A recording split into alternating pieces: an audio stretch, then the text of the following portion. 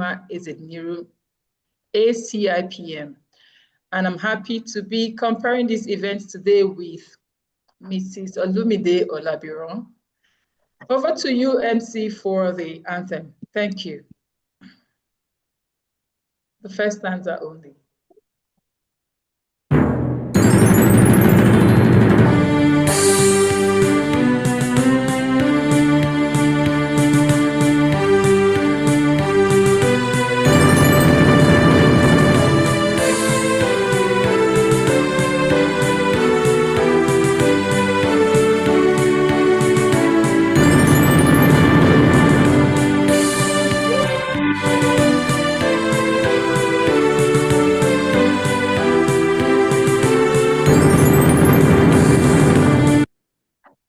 Thank you very much, our IT department.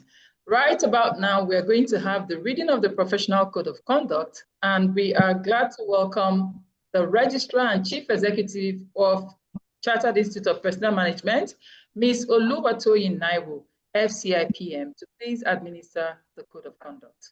Over to you, ma'am. Thank you very much, Dr. Amara. Thank you for this. Please confirm that you can hear me loud and clear, please. Very clear. I can hear you. Yeah. Loud and clear. Okay, and can you see me too? Yes, I can see you. Thank you. Thank you very much. The President and Chairman of the Governing Council, Malam Ahmed Ladan Gobril, FCIPM FNL line. The Vice President, Mrs. Chidima Obiejesi, FCIPM. The National Treasurer, Mrs. Ogochukwu Egwonu, FCIPM. The immediate past president, Mr. Olusegun Mojid, FCIPM, FNL line. Elected council members present on this call, I think I can see Mrs. Sadatu Farouk, MCIPM.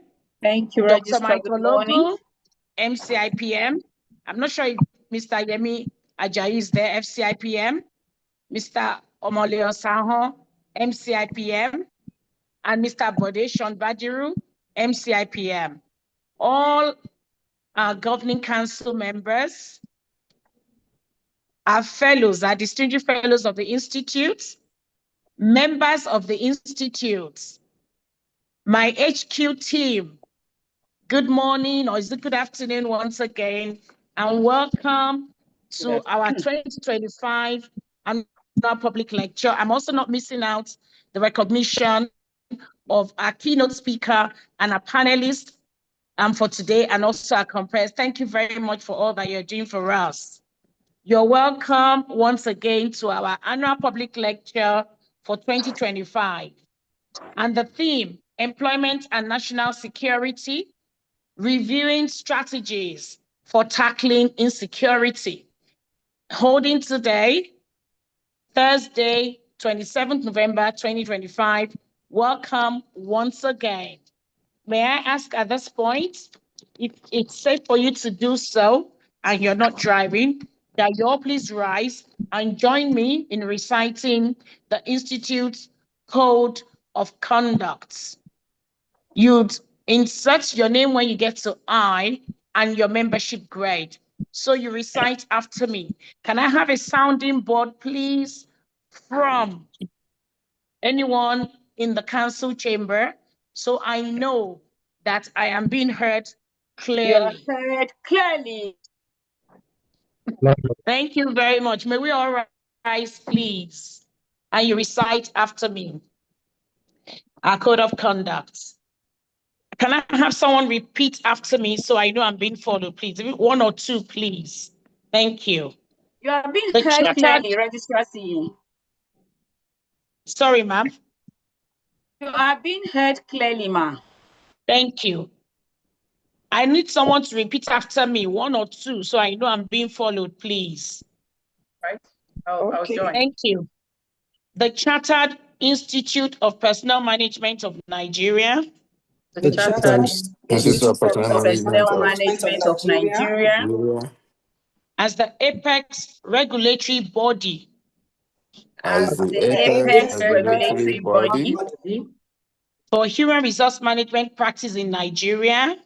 for for human human resource resource management practice in Nigeria, is committed to the highest possible standards is committed to the highest possible standards of professional conduct of professional conduct and competency among its members. and competency of its members. Therefore, as a member of the Institute, I Therefore, as as a a member member of of the the Institute, Institute, I, Asabe Farouk IPM, who are or to the FCIPM, FCIPM, pledge that I shall at all times pledge that I shall at all times carry out my duties and responsibilities carry out carry my my duties duties and and responsibilities responsibilities with integrity and diligence, with with integrity and integrity and diligence, diligence, demonstrate competence and ethical behavior demonstrate demonstrate competence competence and and ethical ethical behavior behavior in all my business, in all all my my business, business, professional and personal professional professional and and personal personal activities. activities. respect the laws of the land, Respect Respect the the laws laws of of the the land. land. promote, encourage, and emplace acceptable processes Promote, Promote, encourage, and encourage, emplace and embrace acceptable acceptable processes processes and procedures in the practice of human resource management and and procedures procedures in in the the branch of practice human of resource human resource management management within my sphere of influence. within my within my sphere sphere of of influence. influence. Endeavor to make personal decisions Endeavor To to make make personal personal decisions decisions after considering all options, after after considering considering all all options, options, of which resignation may be one, of of which which resignation resignation may may be be one, one, in defense of this code of conduct, in defense defense of this code of of conduct, conduct. where there are conflicts where Where there there are are conflicts conflicts between my professional obligations between between my professional professional obligations obligations and the expectations of my job roles. and and the the and the expectations of expectations of my my job job role. roles. So help me God. So So help me God. Thank you Amen. very much. You may be seated. Because of time, I'd like to actually quickly invite the President and Chairman of the Governing Council, Malam Ahmed Ladan Gobrel, FCIPM, FNLI, to please give his welcome address. Over to you, sir. Mr. President. Thank you very much, Madam Registrar. Please confirm you can hear me loud and clear. Yes, we can. I can hear you, sir. Okay, thank you very much.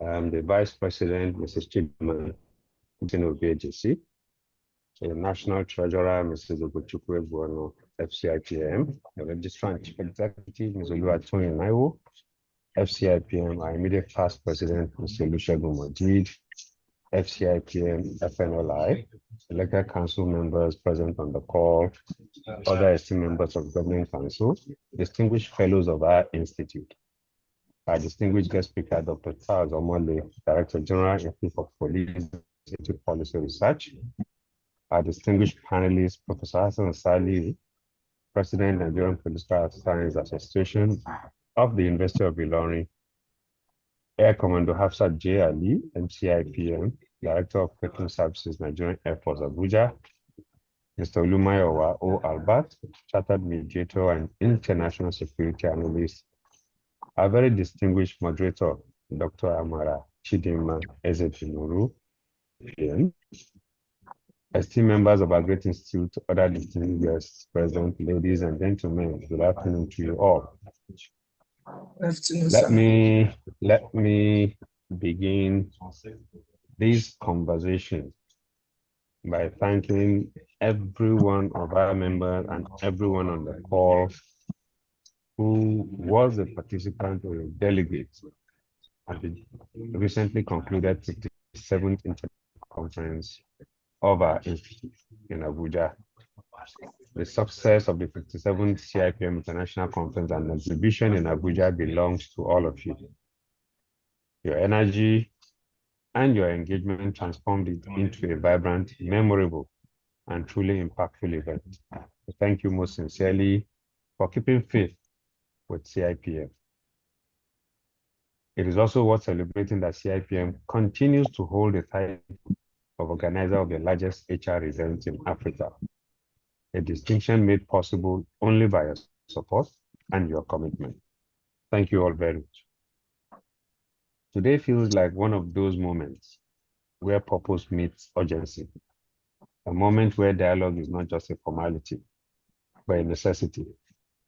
And as Franklin Delano Roosevelt once said, the test of our progress is not whether we add more to the abundance of those who have much.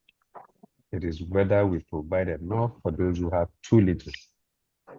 And indeed, we pause today, not just to observe, but to confront a reality that touches every home, every business, and every organization. And that is the tangled web of employment and national security. We are here not to point fingers, but to spark conversations and solutions, not to do problems, to light the way forward. At CIPM, one of the things we pride ourselves on is the ability to lend voices to national issues. We don't just talk. We offer practical solutions, empower our members, and equip the public with the right knowledge to make informed decisions. Today is a testament to that mission. The theme, employment and national security, reviewing strategies for tackling insecurity, is both timely and critical. Globally, about 183 million people are unemployed. And when we include those underutilized or underemployed or even discouraged, the job gap swells to over 400 million people. And this statistic is according to the International Labour Organization, a data from one of their researches in 2024. Here in Nigeria, the overall unemployment rate is 4.3%, while youth unemployment between the ages of 15 to 24 stands at 6.5%, according to the National Bureau of Statistics. We must note that being without meaningful work is not just a statistic. It is a pressure cooker of potential. This number tells us that idle hands are indeed not only unproductive hands, but potentially hands that could be done into activities that threaten peace and security. It can be a stage for frustration, restlessness, and insecurity if society does not provide opportunity, guidance, and purpose. And that, distinguished ladies and gentlemen, is exactly why conversations like today's conversation, where we link employment strategy directly to national security, are very important. It is not just about jobs. It is about stability, dignity, and giving every citizen a chance to contribute meaningfully to our nation. Ladies and gentlemen, as the saying goes, an ounce of prevention is worth a pound of cure. And when it comes to national security, creating meaningful employment opportunities is that ounce of prevention. While the statistics may sound grim, let us remember that we are in the business of solutions. CIPM believes in turning challenges into opportunities. We believe that when human capital is well managed, well deployed, and well empowered, it becomes a powerful force for societal stability and growth. And yes, I dare say that if every unemployed graduate found meaningful work tomorrow, even Google would have to update its algorithms to keep up with our productivity.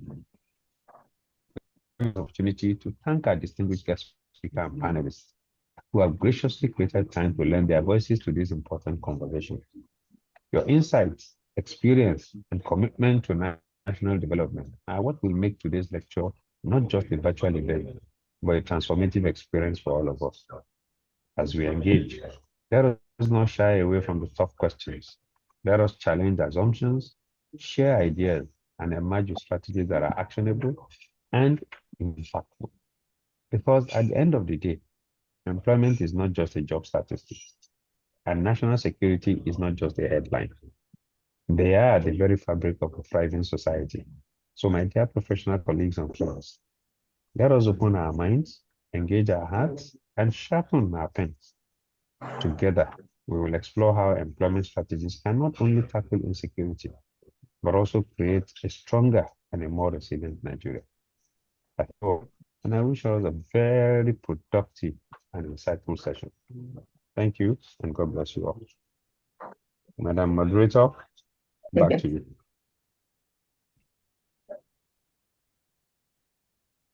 Thank you very much, my President and Chairman of Governing Council. With your permission, sir, I'd quickly like to go into the introduction of the keynote speaker. It is with great pleasure and honor that I introduce our distinguished keynote speaker.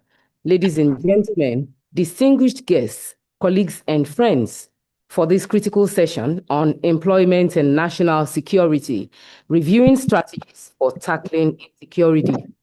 In Nigeria and across the African continent, security challenges remain among the most pressing issues affecting development, economic growth, and the well-being of our communities, as the President has said.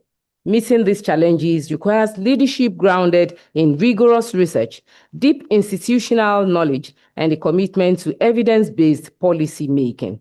Please join me in welcoming Dr. Charles Omole, the Pioneer Director General of the Institute for Police and Security Policy Research, IPSPR.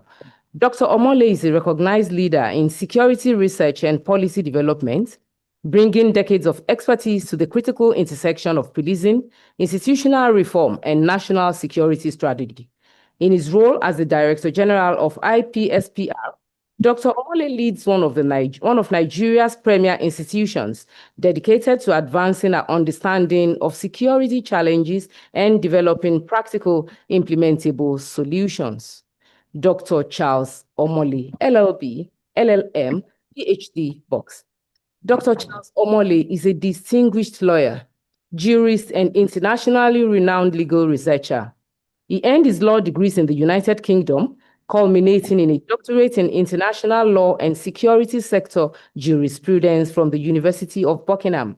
After several years as a lawyer, Dr. Omole was appointed to the bench within the London Judicial Circuit of the British Empire, initially serving in the Family Court and subsequently in the Crown Court in London.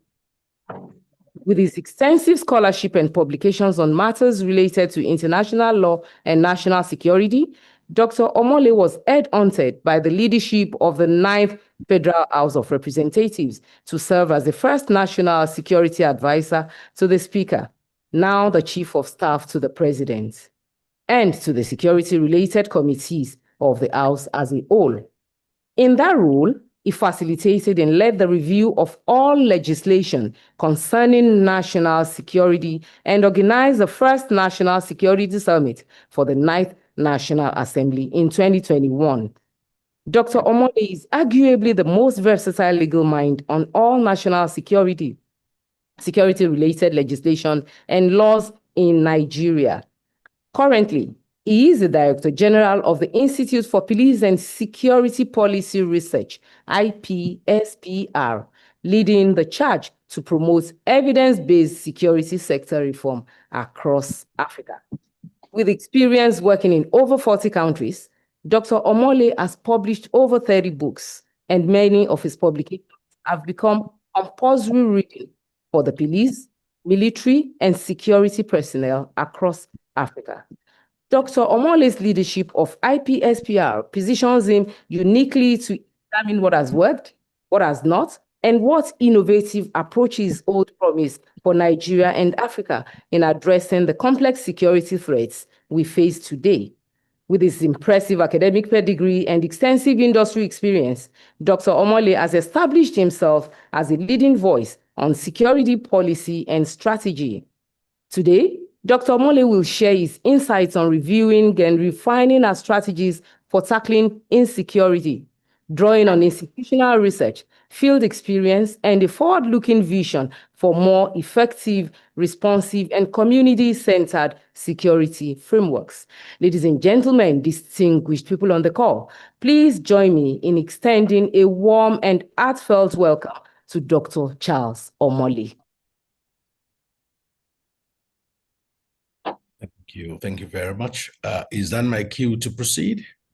Yes, sir. Please proceed. Thank you. Thanks a lot.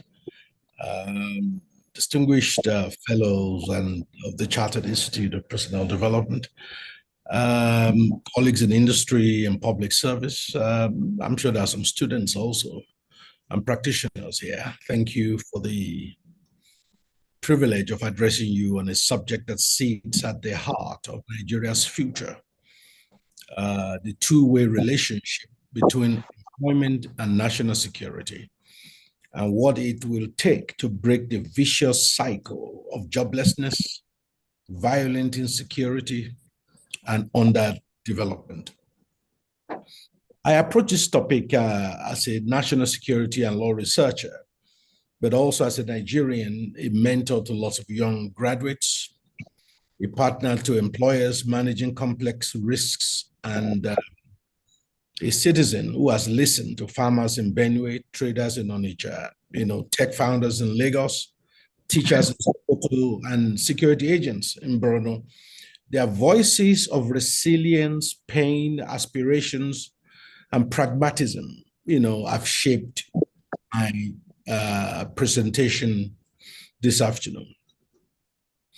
In terms of objective, my objective in this brief submission are to explain the causal link running from unemployment to insecurity, and from insecurity back to unemployment. I'm also seeking to present some practical evidence-informed strategy, and playbook for government, private sector, and HR leaders to create jobs while reducing insecurity at the same time. I am also open to offer innovative, hopefully scalable solution with timelines and governance and metrics that CIPD members can adopt or champion as an organization. As it has been well stated, Nigeria is caught in a feedback loop. Insecurity raises business costs, suppresses investment, disrupts schooling and agriculture. As we know now, some schools are even being closed down as a result of insecurity. And it displaces workers, reduces productive employment. High unemployment and underemployment is in turn expands the pool of people susceptible to recruitment into criminal and extreme networks and to participate in all kinds of criminal activities. One of the things I've said in time past is there is no effective non-kinetic strategy in terms of dealing with the insecurity in Nigeria. You can't keep bombing villages, bombing localities, and then government will use its own fiscal policy to kind of, expand the pool of those susceptible, so to speak, to insecurity. So it becomes a cycle that keeps going on, like that. We see headlines like, Nigerian military neutralizes 500 Boko Haram suspects, criminals or terrorists. But what we don't know is government policy that same week could have encouraged unwittingly 5,000 people to join Boko Haram. So it becomes a cycle, never-ending cycle. And that, I think, is a problem. Because if we count the number of people or these terrorists that have been killed, their group should be completely depleted right now. But what's happening is they get killed, yes, but then through socio-economic mismanagement, a lot more people join them. And then their ranks are increased again, and the cycle continues. The data tells a story.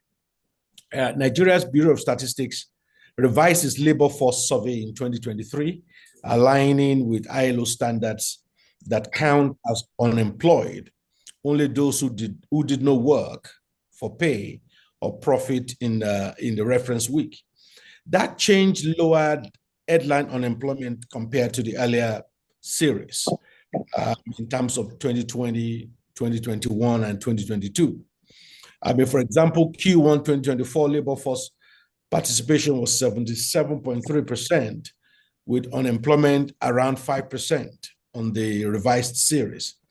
A lot of this, if you check the NBS website, all these data are there. I don't want to bore you with those data, which I'm sure most of you already know anyway. Yet, measured unemployment alone now hides widespread underemployment, informality, and income insecurity, issues that matter most for conflict, risk, crime, and radicalization of people. Underemployment was around 12% by mid-2023, and over 9 in 10 jobs were informal, with many workers or many working fewer hours or at levels far below their training. Meanwhile, insecurity has expanded and evolved. ACLED, an armed conflict location and event dataset, which some of you are aware of, ranked Nigeria in its extreme conflict category for December 2023 to November 2024.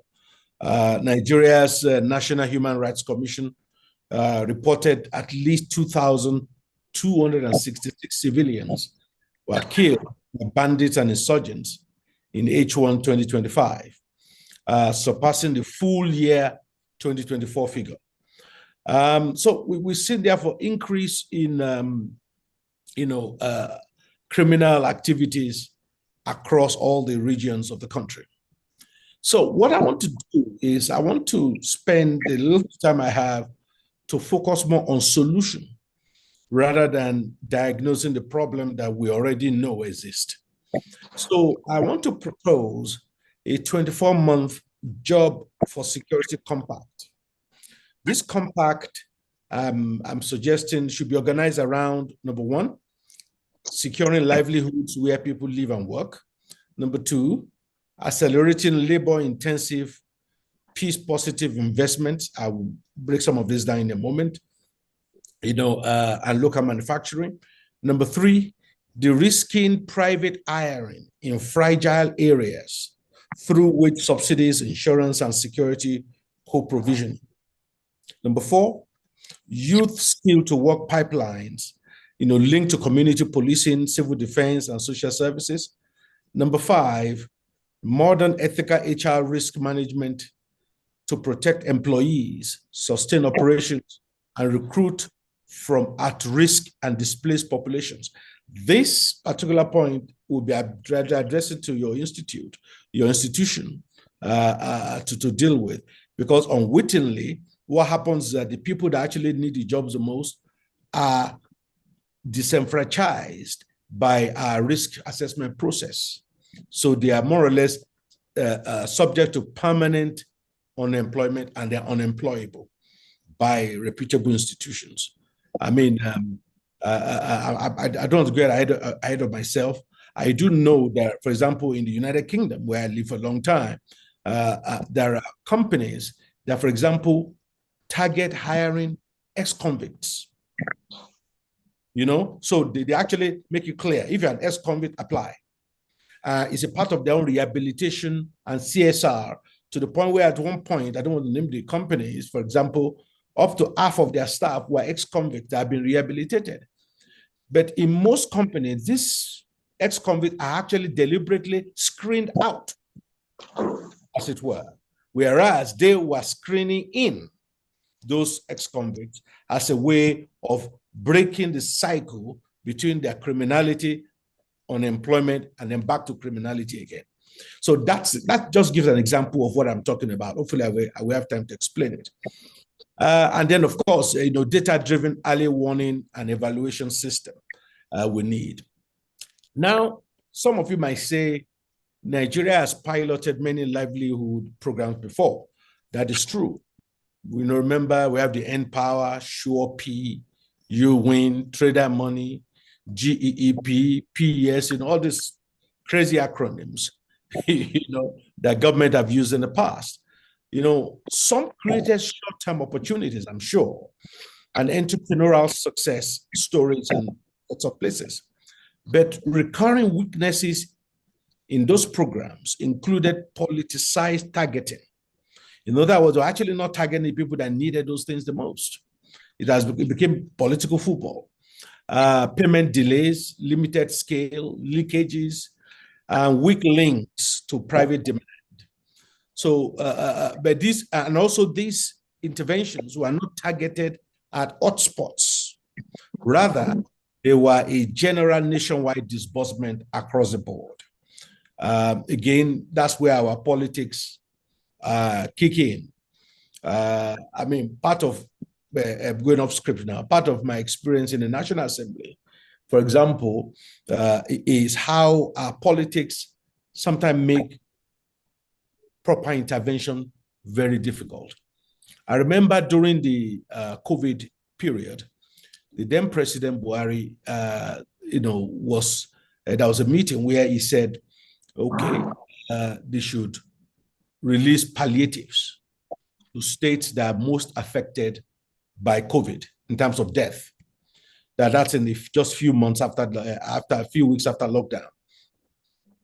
And then they said, yes, sir. So when they did the analysis, they found out that, as at that time, some of you remember, all the states that were affected by COVID in terms of death at that time were all in the southern part of Nigeria. And then, so in trying to implement the president order, chose 3 or 4 states or 5 states, but like I said, all in the south because we were most affected. All the deaths at that early stage were occurring in the south. The next thing we heard was politicians stepped in. That you focus the intervention only on the south, and we in the north we need it too. But I said, hold on a second, the deaths are occurring in the south. To call the long story short, the only way that program could go ahead was to include northern states who at that time did not have COVID death. Simply create a balanced, in quote, disbursement across the country.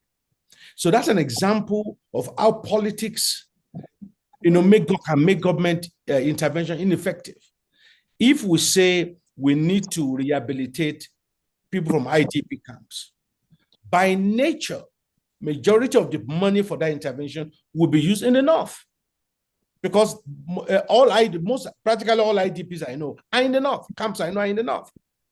So the southern politicians can't come back and say, hold on a second, how come we are not getting it in the south? So I'm just giving us an example of how politics make this intervention that might be well-intentioned, politics make it ineffective by directing resources to places that actually may not need it at that time. Anyway, let's proceed. So what's the nexus between unemployment and insecurity? Well, what has the evidence showed us? First of all, I call the economics of crime.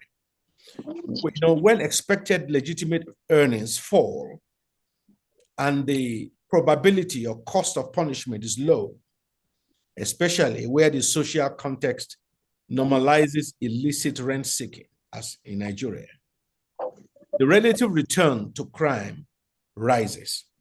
In insecure Nigerian localities, that calculus tilts further. Criminal markets, kidnapping for ransom, illegal mining, oil theft, and so on, offer cash flow that vastly outstrips legitimate work.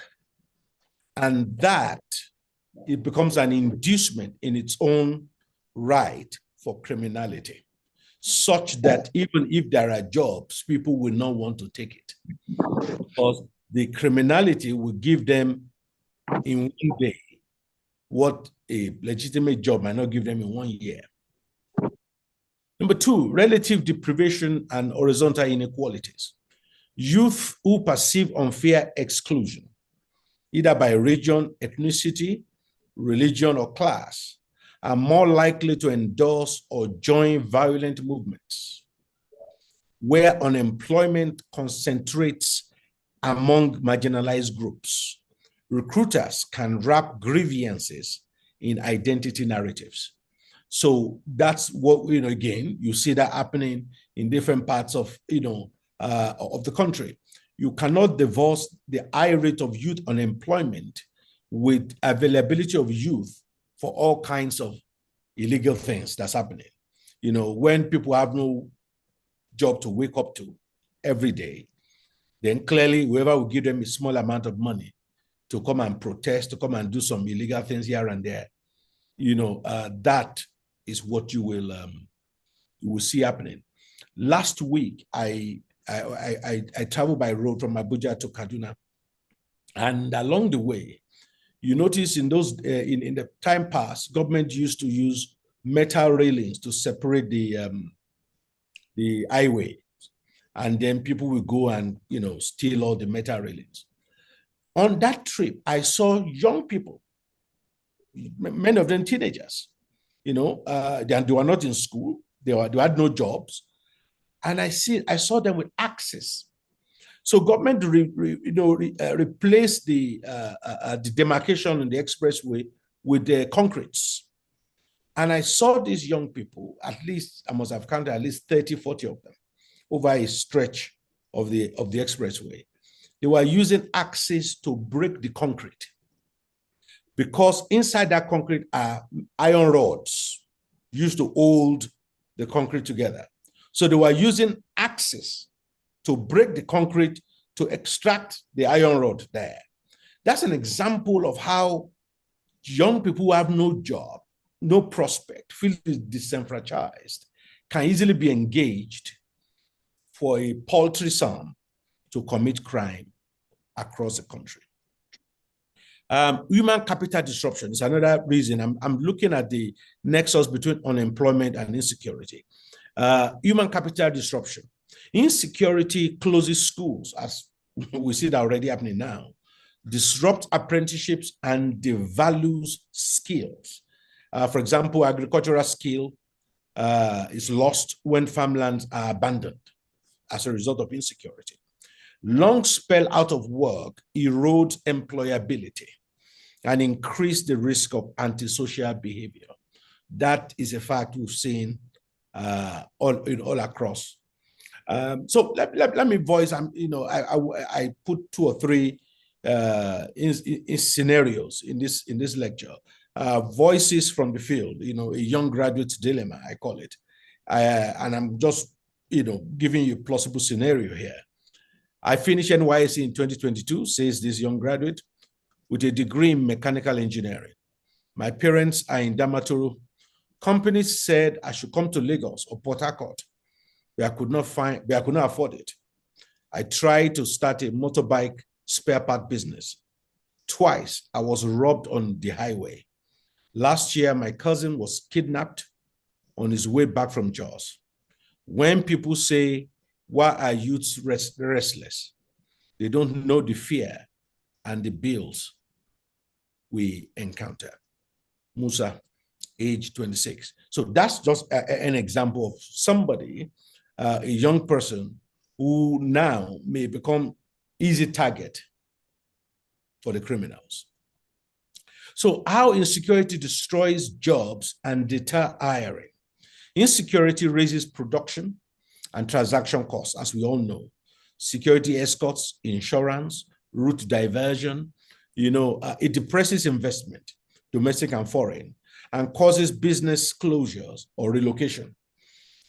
Employers freeze hiring, reduce shifts, and substitute capital for labor in volatile areas. Agriculture, the country's largest employer, is hit hardest as farmers abandon fields due to attacks and extortion in parts of the Northwest, North Central, and Lake Chad Basin areas.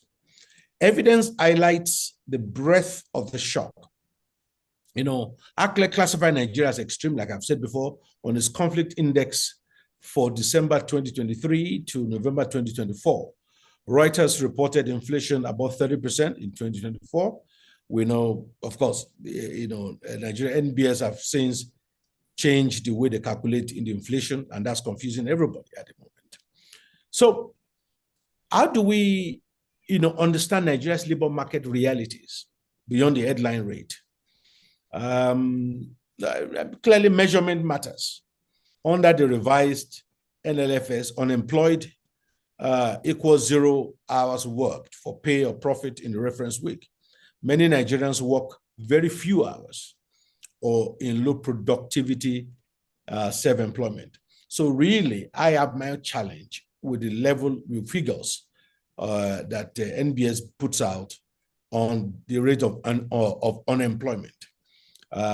Because if you have to have 0 hours before you can be classified as unemployed, those who have 5 hours are effectively unemployed, even though they will not be captured by the data. Underemployment and informality are high. NBS reported, give or take 12% time-related underemployment in mid-2023. That's more than 90% informal employment. This is where insecurity bites. Shock-sensitive micro livelihoods are the first to be disrupted by violence, curfew, or mobility restrictions.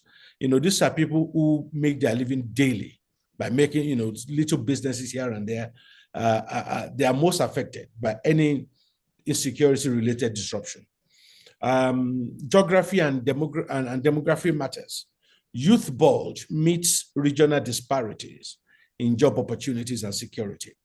In conflict-affected areas, even firms willing to hire people struggle to find safe operating conditions, reliable logistics, and willing workers at affordable risk premium. So that also is a challenge. And of course, inflation and real wages. With food inflation exceeding 40% by mid-2024, nominal job growth may coincide with declining real purchasing power of the people. Again, another human story I want to voice. Ada is a HR manager, medium-sized logistic firm within the Onitsha and Lagos corridor. She said, we budgeted 15 million last year for escorts and insurance for our products. This year, that has increased to 45 million, from 15 to 45 million. 2 drivers resigned after a near kidnap on the Okene axis. We now rotate routes, pay hardship allowances, and offer trauma counseling. But I still lost 6 experienced drivers as a result of this fear. So I'm showing how insecurity affects business in real time. Now, what do we need to do? There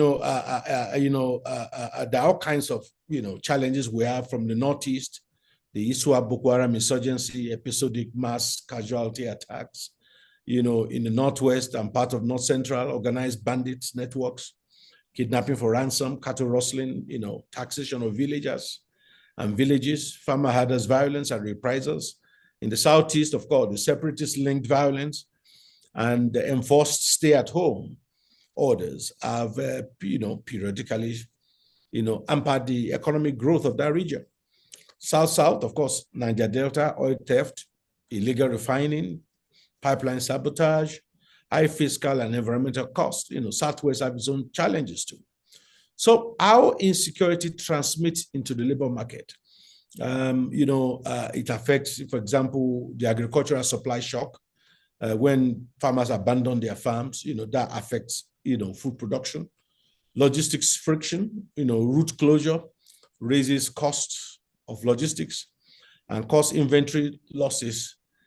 Farm scale back shifts and hiring because they don't have the raw materials they need in a timely fashion. Capital flight and deferred investment, increase in risk premium, reduce job creation, And FDI also is affected for those looking in from outside. Service sector erosion, school closure, market shutdown, and tourist decline, lower service employment. Human capital and mental health, trauma reduces productivity, employability, and so on. So what do we do? I mean, for the rest of my time, I want to focus on what I call solution. I am proposing a jobs to security compact, a 24-month roadmap, for the government. And that will rest on certain pillars. The first pillar of this, jobs to security compact is what I call secure livelihood where people live and work. Secure livelihoods where people live and work. In other words, element of that includes community anchored security. Scale the state peace initiatives like we have in Kaduna and Plateau states with joint farmer-elder mediation, grazing corridors, and rapid dispute resolution, integrate early warning with employer hotlines for route security and kidnapping alert. So, which means you have to secure livelihood where people live. This idea of displacing people does not work. You are moving them to an area they are not familiar with, and they lose their contact and the institutional memory they have for their own locality. And it doesn't help with what I call a more wholesome development across the country. So you can't be moving people from one area to the other. So the first pillar is there has to be secure livelihoods where people live and work. Solutions should be implemented in their locality.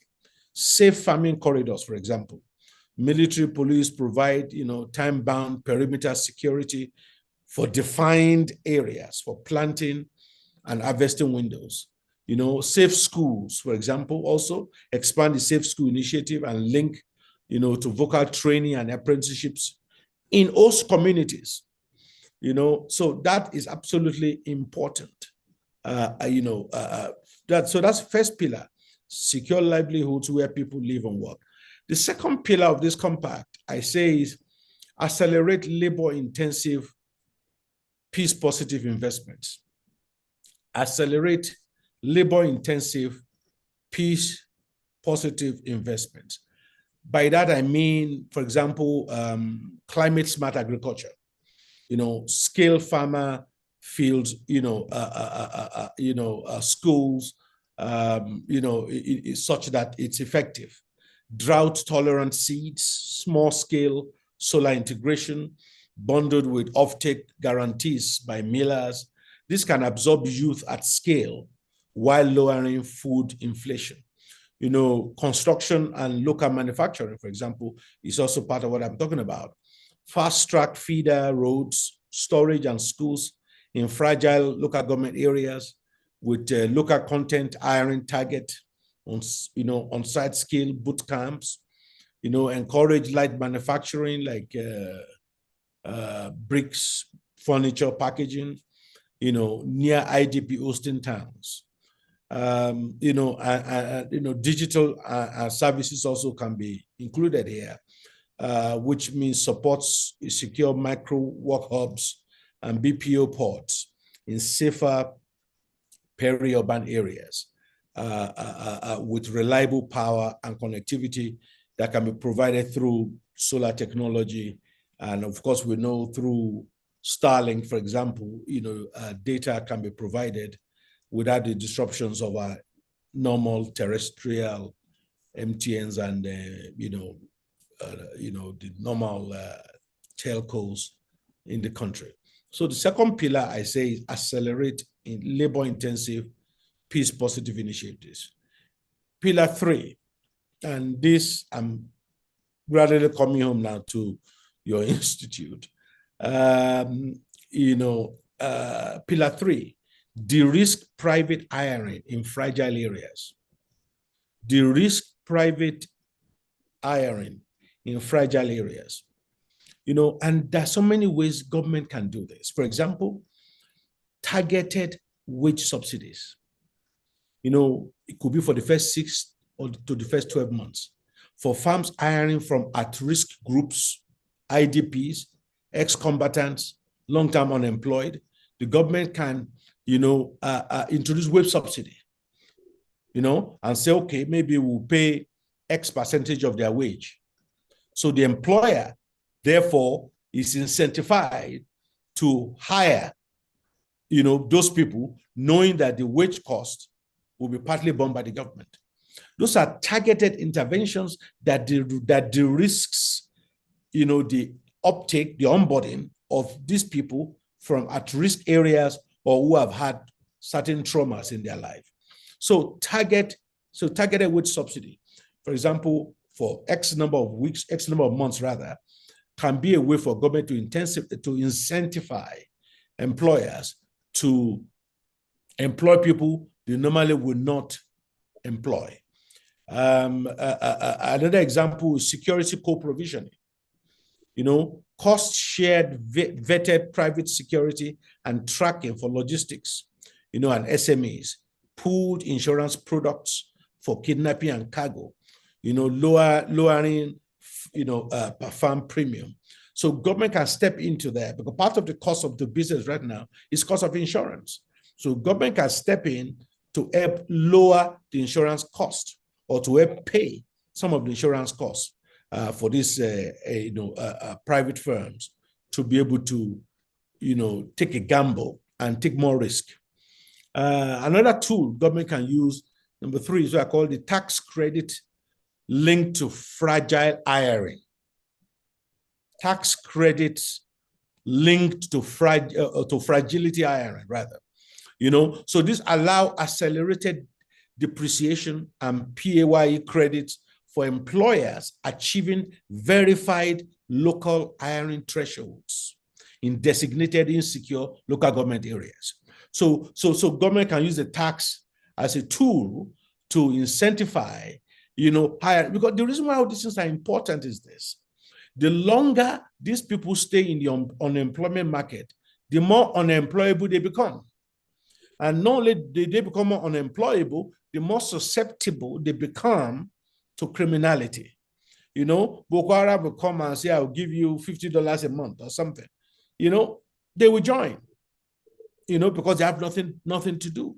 Whereas government can use, as part of a non-kinetic, strategy, can use its fiscal and economic tools and levers to actually support, the businesses and reduce insecurity on a wide scale. So I said first is targeted wage subsidy.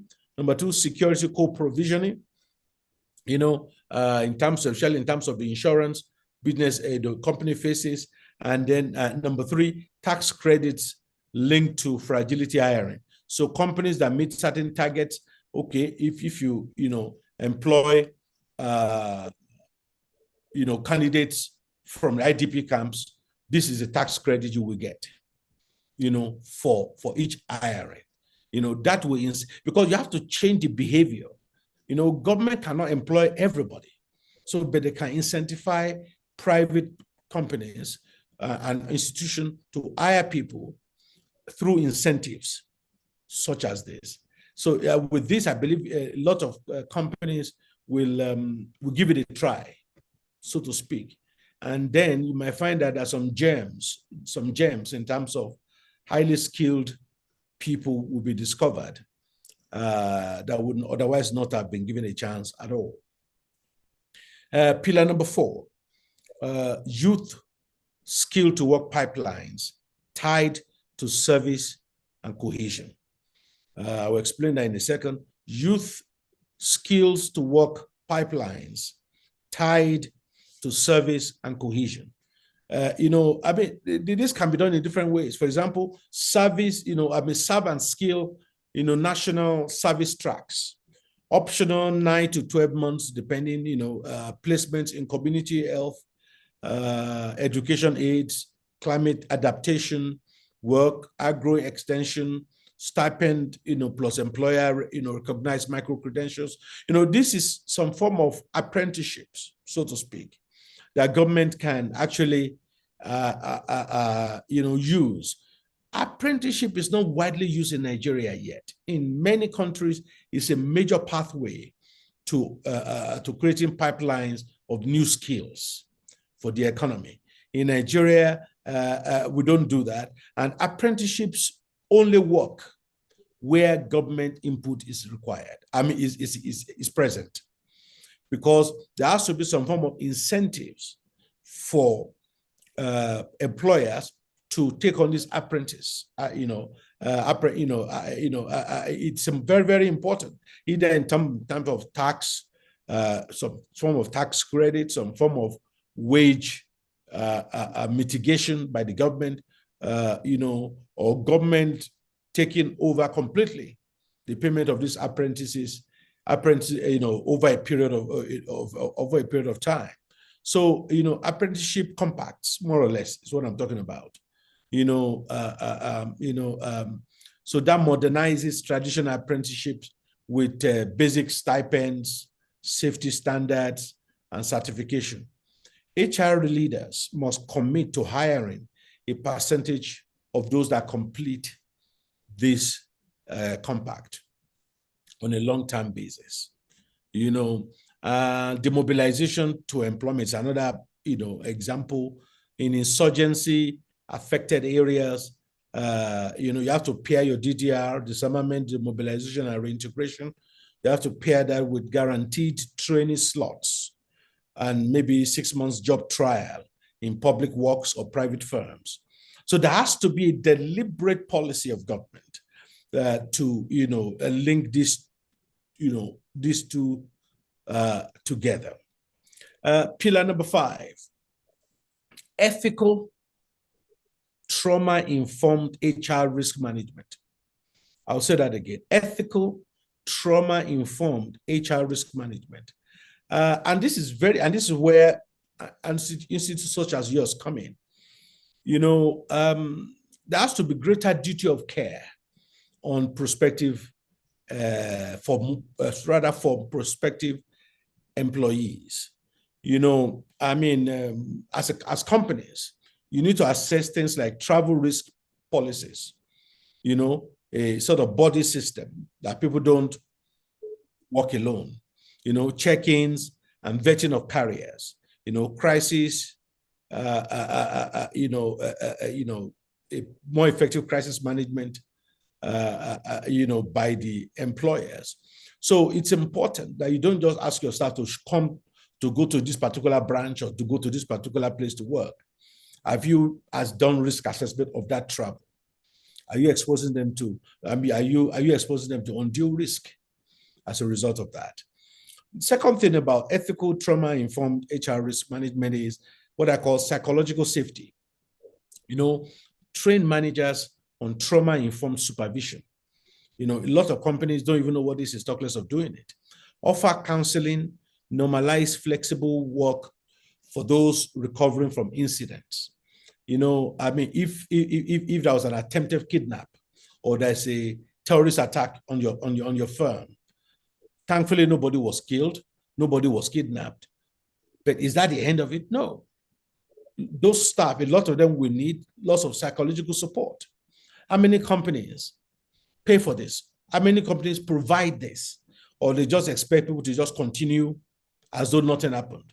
So you have to train managers in organizations on what I call trauma-informed supervision.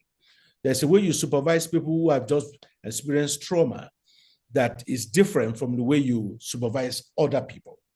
And people need to be trained in this.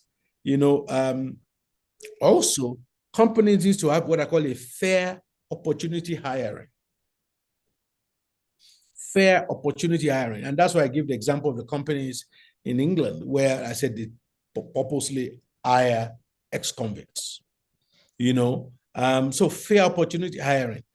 Background checks must be balanced with second chance hiring for low-risk ex-offenders. I will say that again. Background checks must be balanced with second chance hiring for low-risk ex-offenders, anti-discrimination for IDPs and returnees, and also create clear grievance channel. So it's important that you don't deliberately screen out people that need support.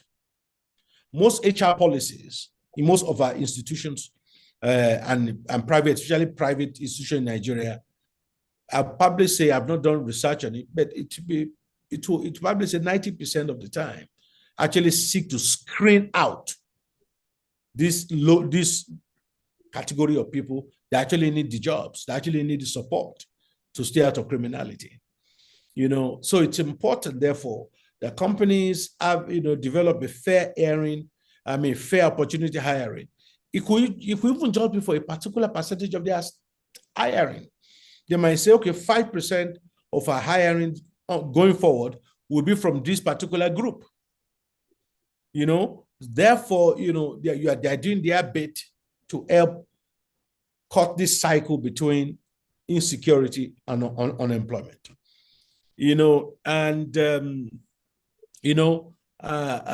Final pillar 6, data, early warning, and accountability. Integrate employer incident data with state early warning system, so that the government knows what's going on. Publish quarterly job and security dashboard, state by state, for example. That will help inform policy. Monitor the, RCT-light designs, where possible. Compare local government receiving wage subsidy or safe family corridor to similar local government that are not receiving it. That way you'll be able to see the impact of these interventions. So before I wrap up, what CIPD Nigeria members can do, what I call the HR-led agenda that can help the nation to bridge the gap between, cut the links between unemployment and insecurity. Number one, workforce security by design. Workforce security by design. In other words, integrate risk assessment into hiring, deployment, and performance management. Integrate risks assessment into hiring, deployment, and performance management.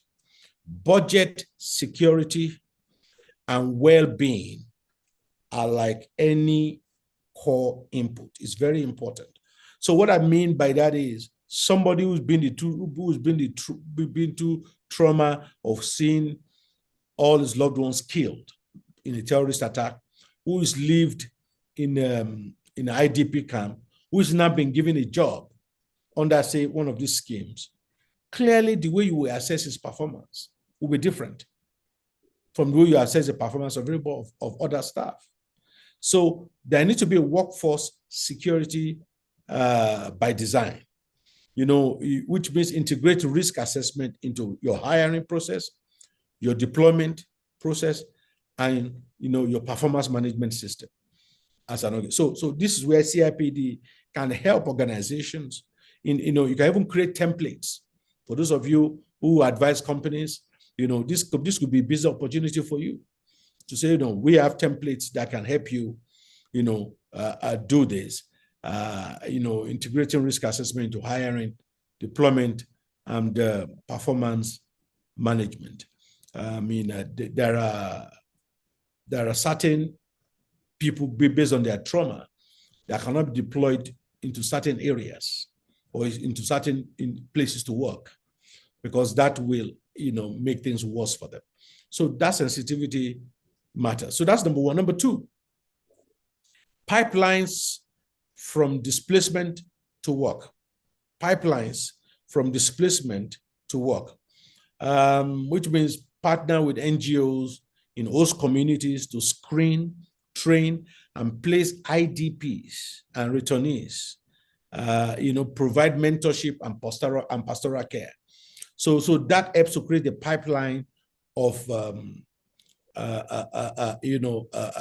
of staff, because if we are saying that companies should give these people a chance in terms of employment, it will be a lot easier if that pipeline is properly curated, so that employers know where to go or who to contact if you need to employ people from IDP camps.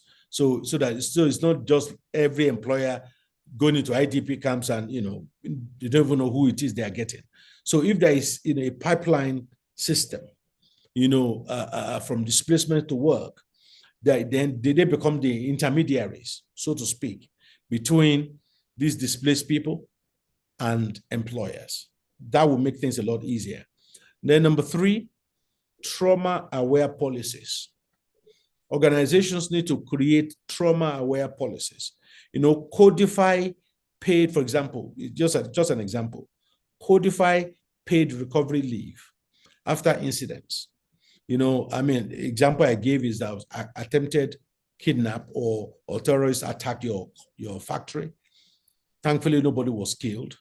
They were eventually repelled. That may mean some of your staff will need counseling, will need help. Some might even need time off work.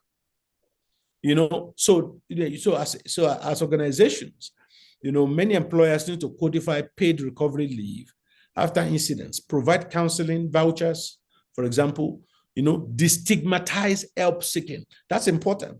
You have to destigmatize help seeking, so that people know they can confidently ask for help because their employer supports that. So that is important.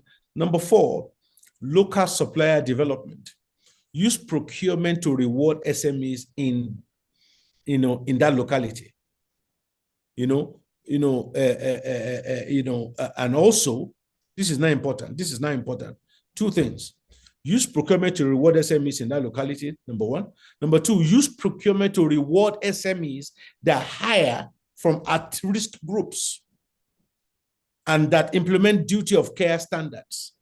So part of the benefit for the employers could be, once you identified, either by a government agency or by a reputable NGO, these are the companies hiring from IDP camps. We need to support their business because they are doing the community a favor. They are doing the nation a favor. So patronize their product. So this is a water company, and this is the name of their water brand. 30% of their staff are from IDP camps. They are doing their bit for the community.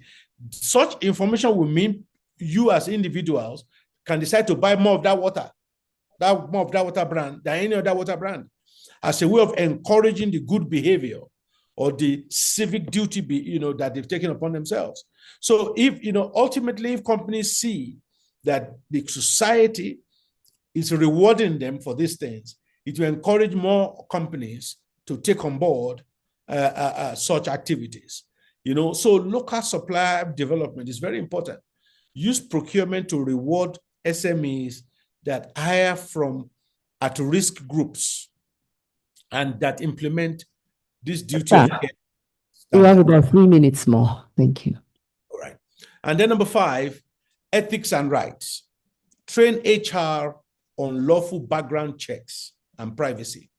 Avoid discriminatory risk profiling. Ensure compliance with labor law in fragile settings. Now, remember, all this I'm addressing to CIPD. So, so you need to, train HR on lawful background checks.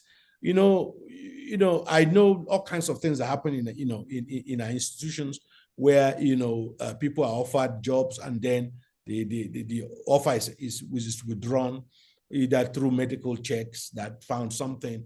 All kinds of illegalities take place in this country. And I think it's important that HR professionals, to train employers on lawful background checks and privacy. Because if you are targeting somebody from IDP camp, you don't need to be a rocket scientist to know you will find some things in his background that will be worrisome.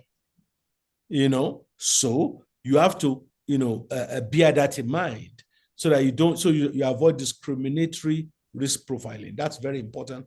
And lastly, advocacy. Use CIPD's collective voice to support wage subsidies, security co-provisioning, and safe farming corridors, and to press for better data transparency that will better inform the public, inform the government, and inform the private sector employers to help reduce this link between insecurity and unemployment. My closing statement is this: national security is not only the absence of war or crime. It is the presence of dignified work, functioning markets, trust in institutions, and hope. If we can protect planting seasons, reopen markets, de-risk IRA, and stand up youth pathways to skilled work, we will shrink the space for violence and expand the space for enterprise in this country. CIPD Nigeria's members can be the connective tissue, translating macro reforms into workplace realities, transforming HR into frontline capability for resilience, and proving that in Nigeria, investing in people is the most strategic form of security sector reform we can have. Thank you for your time. Thank you. Oh, thank you. Thank you very much, Dr. Omwali, for that insightful and impactful presentation. Thank you very much. Can we all please give a round of applause to Dr. Omwali? You can do that in the chat room. Please, let's give emojis. Let's say thank you to Dr. Omwali for that. Thank you. Thank you very much again. I would like to go to the questions that have been asked there. Doctor, in focusing on the critical relationship between employment, economic opportunity, and national security, is this course reflected a sophisticated and humanistic understanding of the security challenges that we face? Dr. Omwali, having given a lot of points and the 5 pillars, has posed a huge thought process in all of us. So many questions have been asked there. So I'll go to the first one. In situations where insurgents are unwilling to abandon their activities, what practical steps can the government take to address and contain this threat? Doctor. Yes, thank you. Now, the thing about insurgents in Nigeria, if you look at what's happening right now, I see a positive, I'm using the word advisedly now, a positive trend in what's happening in the last 2 weeks in Nigeria. You see, if petrol station in Abuja increases their price to 1,000 naira per liter, and it's only in Abuja, you will say, we have an Abuja problem. But if suddenly petrol stations in Abuja, Lagos, Onitsha, Kano, all the capital cities increase their price to 1,000 naira, you will say there is collusion between them. Now, look at it here, from Kwara to Benue to Taraba to Kano to Kogi to Niger. So you have this new wave of kidnappings all across. That tells me one thing. It tells me it's either there is one entity with local commands in charge of all this criminality across the country, or they are more joined up than we think. Because for all of them to be active simultaneously shows an element of collusion. So maybe the one in Niger has spoken to the one in Kano, the one in Kano has spoken to the one in Benue. Next week, let's start. That makes it easier to actually deal with them because they are not as disparate as we thought. Now, if they are not willing to lay down their arms, there's only one solution, and that's a kinetic solution. The challenge we have in this country is the fact that a whole nation like Nigeria have been fighting all these ragtags, bandits. and we are claiming we cannot solve the problem. The truth is we can. The point is we are not doing so. Why? The Inspector General of Police, before the current one, said in his speech 2 weeks before he was removed as IGP, he said, based on police records, they have 86, I'm sure it's more now, 86 armed non-state groups in Nigeria. So that is group that you can hire to go and plunder a village for money. 86. So that means there are lots of people out there willing to do anything for money. And you can trace all of them to one politician or the other. So the issue right now is there is a kinetic solution to deal with them if they don't want to lay down their hands. But the politicians that help to establish them are the same politician in charge of our security institution. So turkeys can't vote for Christmas. So that's a challenge. It's pure political will, lack of political will. That is why we cannot deal with them in a kinetic. The only solution is kinetic solution because deterrence matters. But right now, there's no deterrence because they have political cover. Okay, thank you. Thank you, Dr. Omoli, for that. Deterrence is absolutely essential. Going from this, I would have to ask, how can politics be prevented from interfering in government policies? Politics cannot be divorced from government policies. Even during my speech, I gave examples of how the president gave a sensible, order, go and give palliatives to states most affected by COVID. They all just happen to be southern states at that point. But politics entered that, no, you can't be giving money only to the south. So we started giving money to northern states that had no COVID at that time, simply because of politics. So I don't think there's a way we can divorce politics. But I think the least the president can do, and I've said it before, every portfolio that has to do with national security, no politician or no career politician should be appointed to those roles, pure and simple. Every portfolio that has to do with national security, no career politician should be appointed to those roles. Those roles should be purely for technocrats.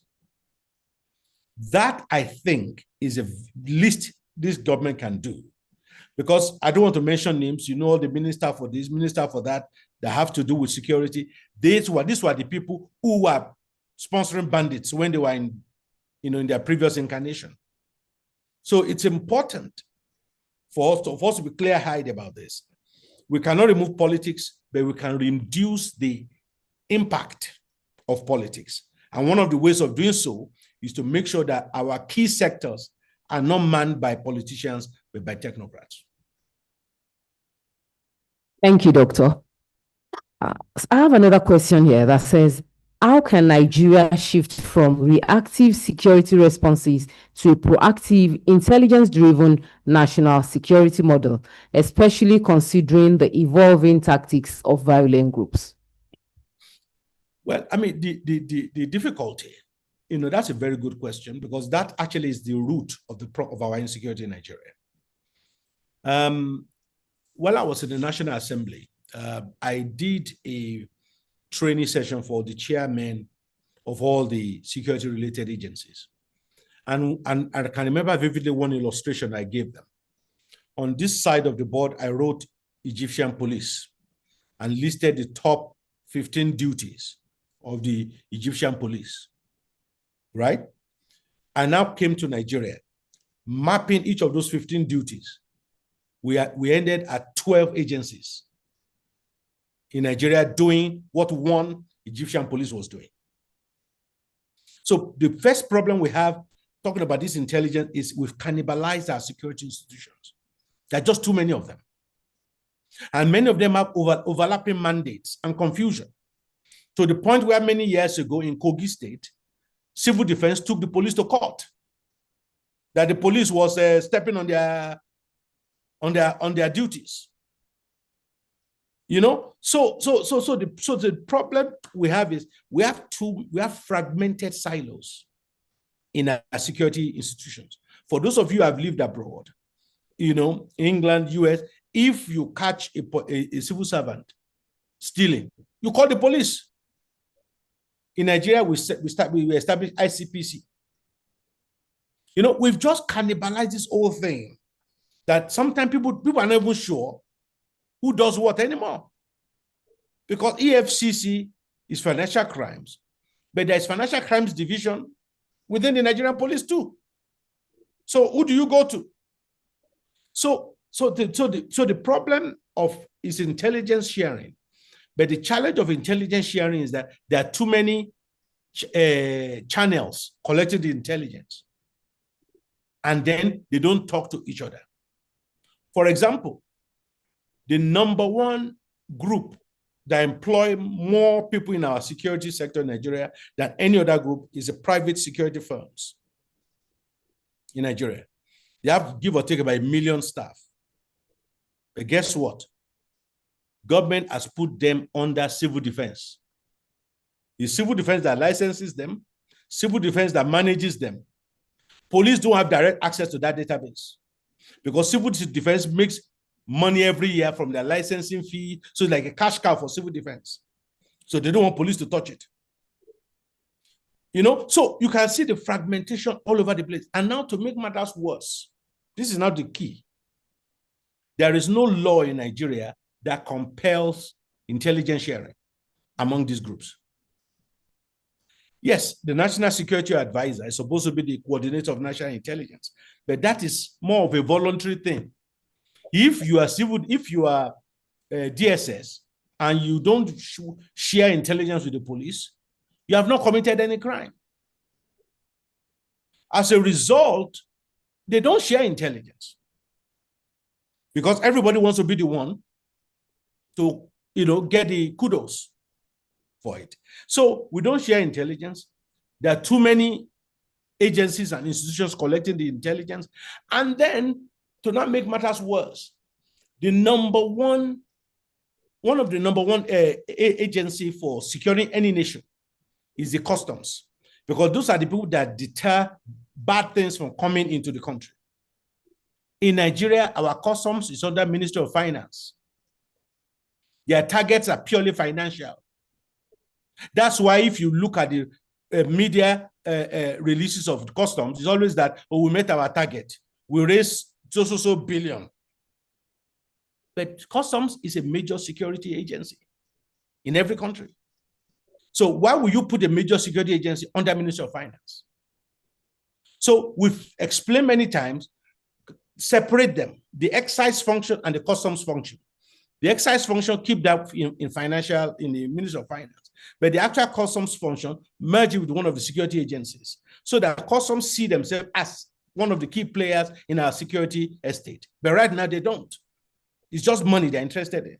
So all these things are the problem where intelligence are not being shared because there are too many of them. There's no law compelling them to share intelligence.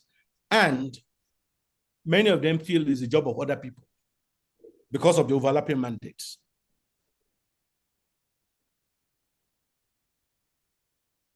Thank you very much, Dr. Molly, for these insightful answers to these questions.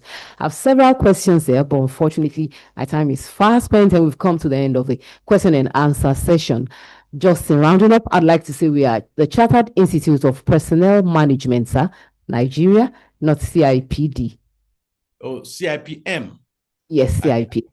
Thank Yes. you. Thank you very much. With these, we come to the end of the question and answer session, and I yield the floor to the panel session. Thank you.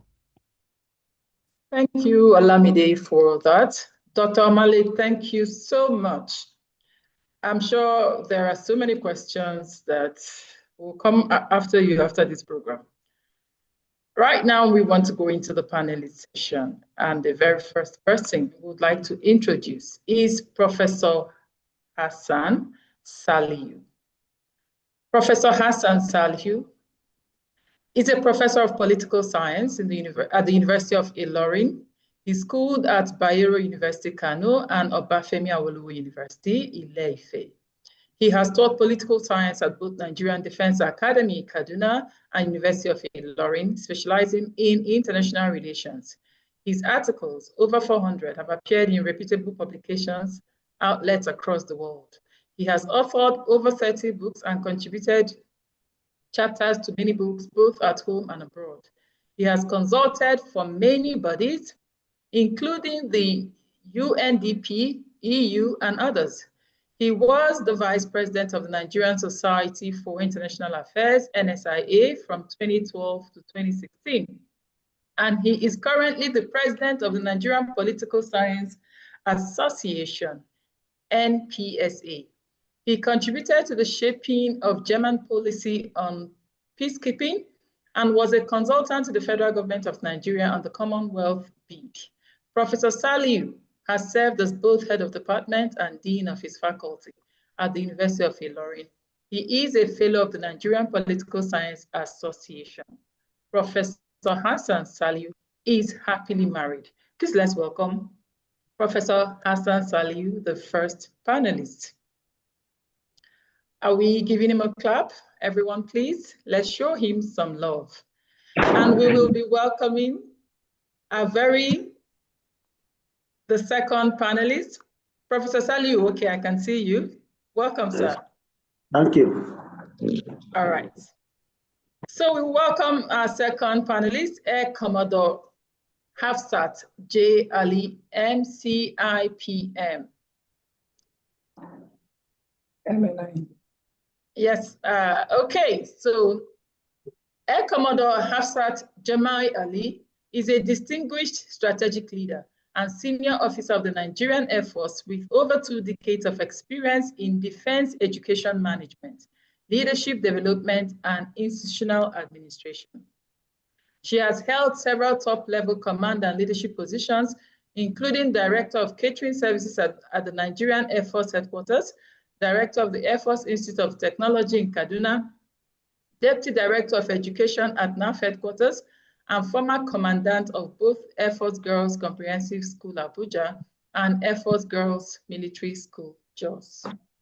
Air Commodore Hafsat is a 3-time master's degree holder with postgraduate qualifications in educational technology, international and defense studies, and philosophy and international relations.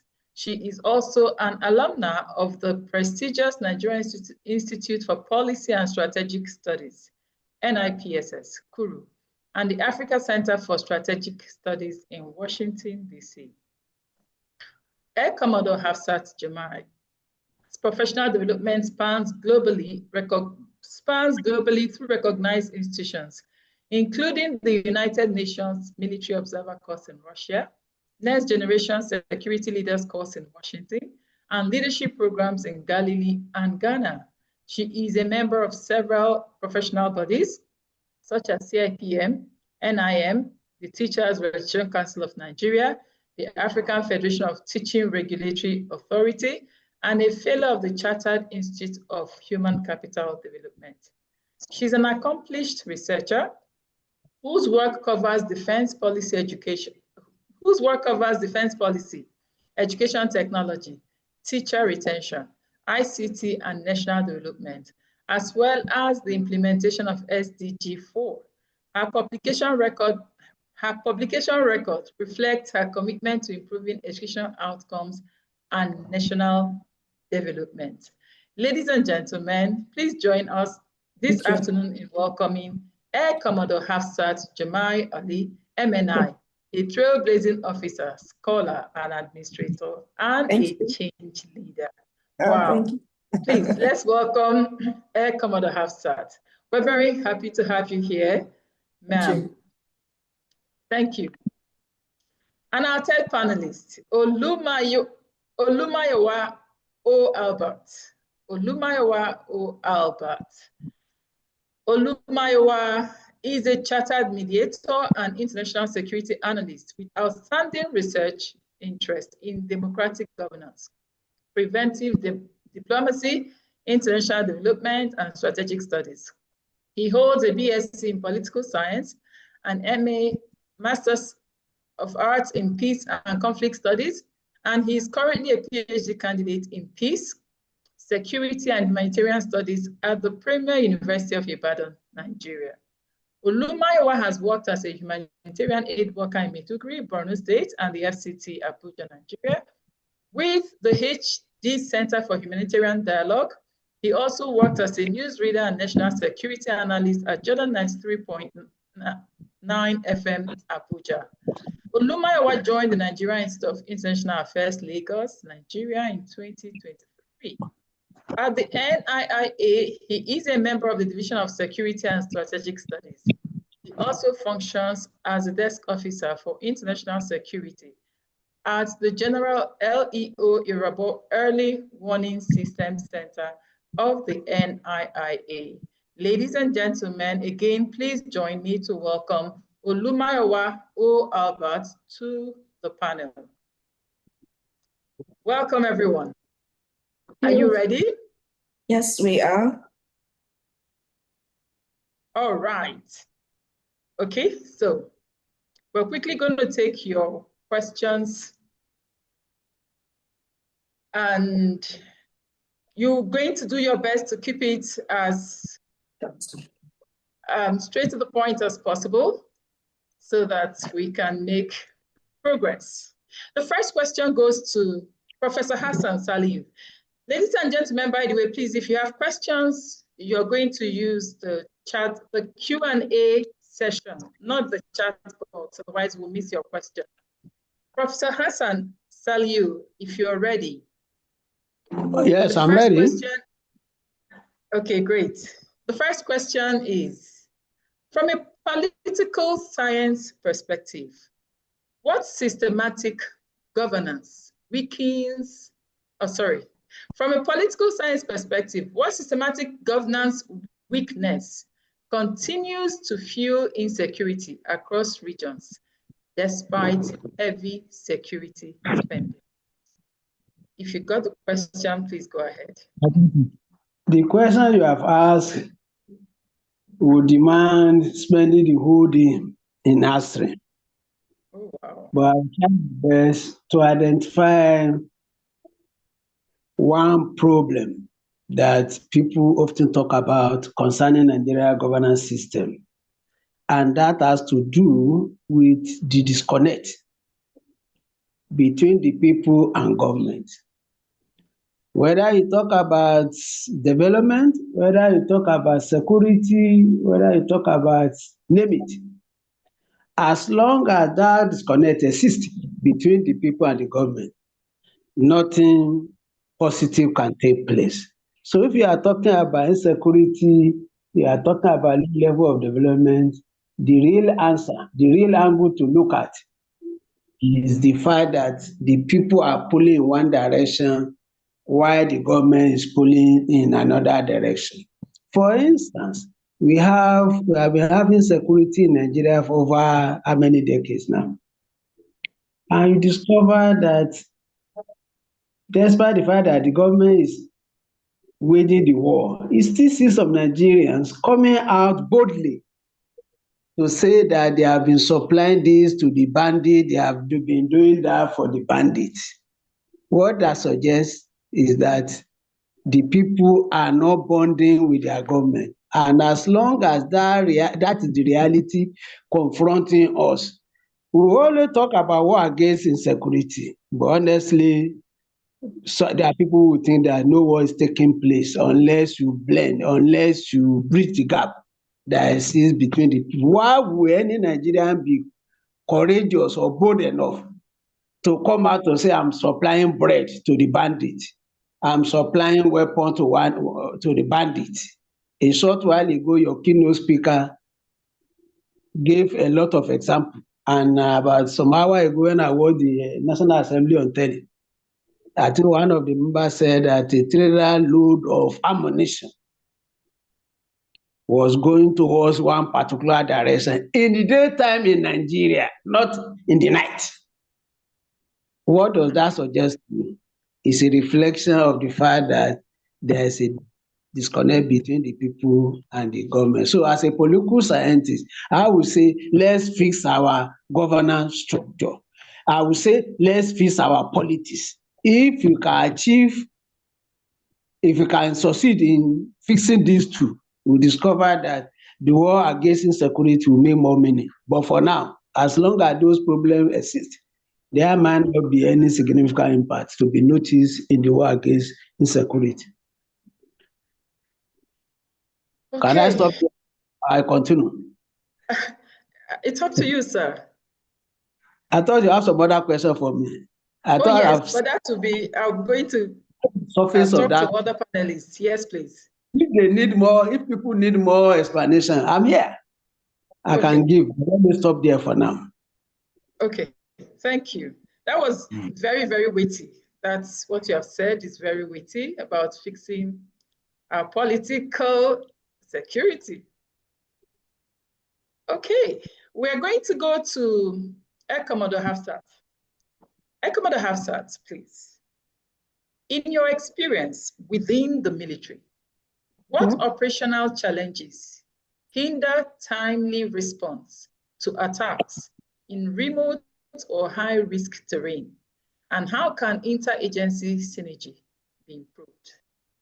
Did you get my question? Yes, I got your questions very well. Good afternoon, everybody. I'm very happy to be here and I'm honored. Okay, before I go to my question, I just want to bring a note of information that this unemployment, this youth unemployment is actually the aggression theory that is pushing it. When people are not able to meet their goals, they are born to kind of fall victims of recruitment into criminal activities. And I actually wanted to ask Professor a question about recruiting past criminals.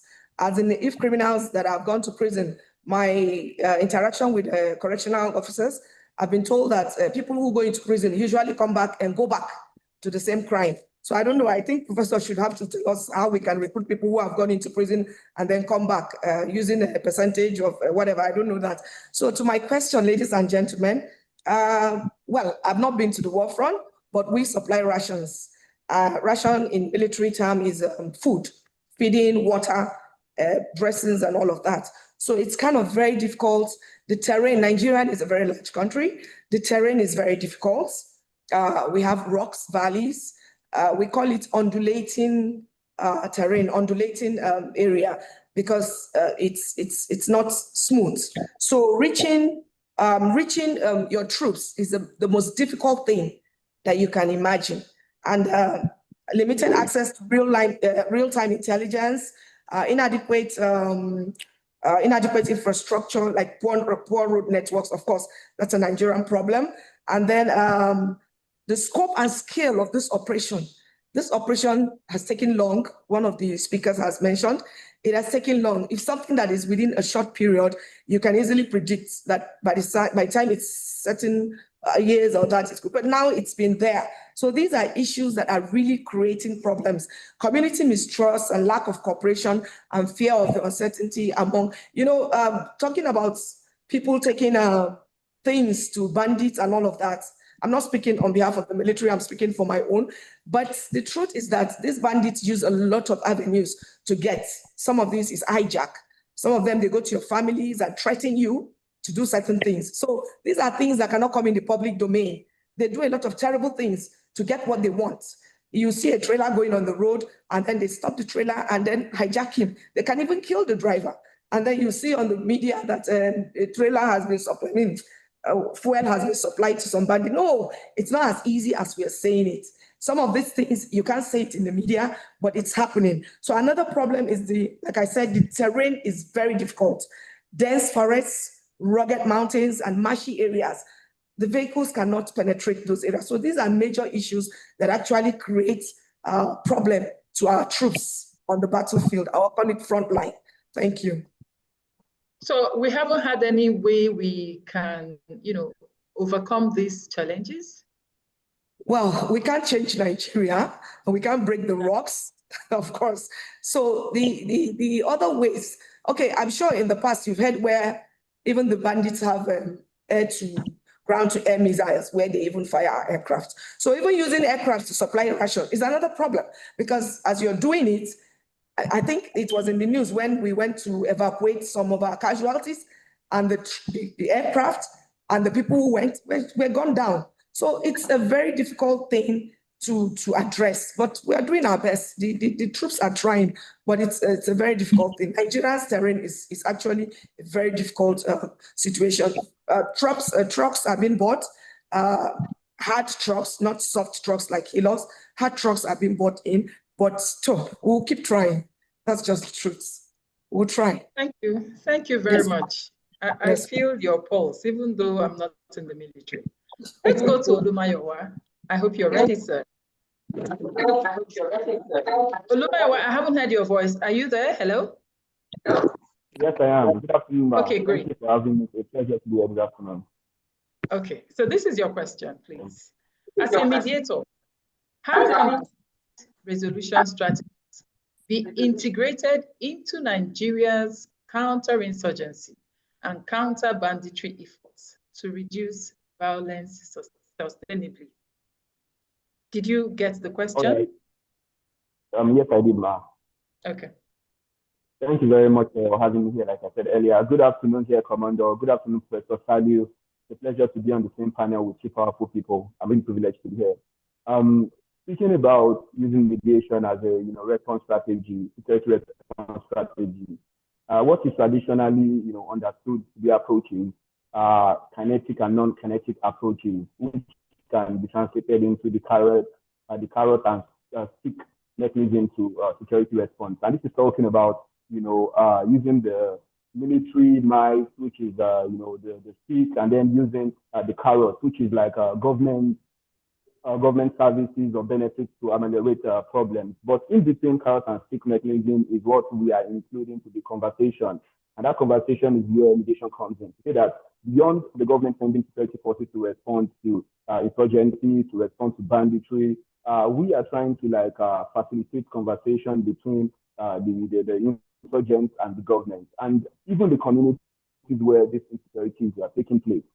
So usually what we do is we go into the communities to try to engage in some kind of conflict analysis beyond security intelligence, to try to get the first-hand experience of communities. These communities know a lot about the security profile in question. So you're able to provide information about who the criminals are, the directions of their operations, and all of this. And this is where mediators are important, because people are willing to talk to us because they don't see us as police officers or military officers, or they are scared of reprisals. That's why communities don't really cooperate a lot of times, because they are scared that if they provide information about criminals and criminalities, that they might become targets.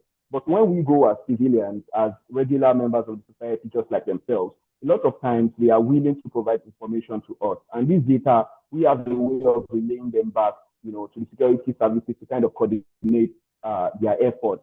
If you look at peacekeeping missions, by the United Nations, African Union, and ECOWAS, they usually deploy political missions first before they deploy military operations. So it's usually a small group of military observers. They call them peacekeeping observers, who just form a small office, go there to try to get statistics, information, and general data based on which the peacekeeping operations can be planned, based on which humanitarian aid work can also come in. So the first thing we do, basically, after gathering all the data, and then the military are about to come in to start their work, or while the military have started their work, is to kind of look for ways to go into demobilization. Because we realize that, just like I said, the community is not so involved. And even among the insurgents or the bandits, not everybody is as radicalized as some people, within that group. So you have the leaders and probably some ideologues who are really championing the cause of the group of the insurgents. But there are some people who are still like one leg in, one leg out. They're not so sure about what they're trying to do. So these are the kind of people that we target in our mediation processes, to see how we can talk to these people, to kind of like assist us with information, to talk to these people to see how we can help them out of the situation they found themselves in. Because some people were actually forced and coerced into being involved in banditry or in insurgency. So we try to look for the people and engage in demobilization programs. So after finding out all the factions that are involved, we start engaging them in dialogues to try to even hear what the problems are from their own perspective. Most times, insurgencies and terrorism are political. They have political undertones. People want something from the government.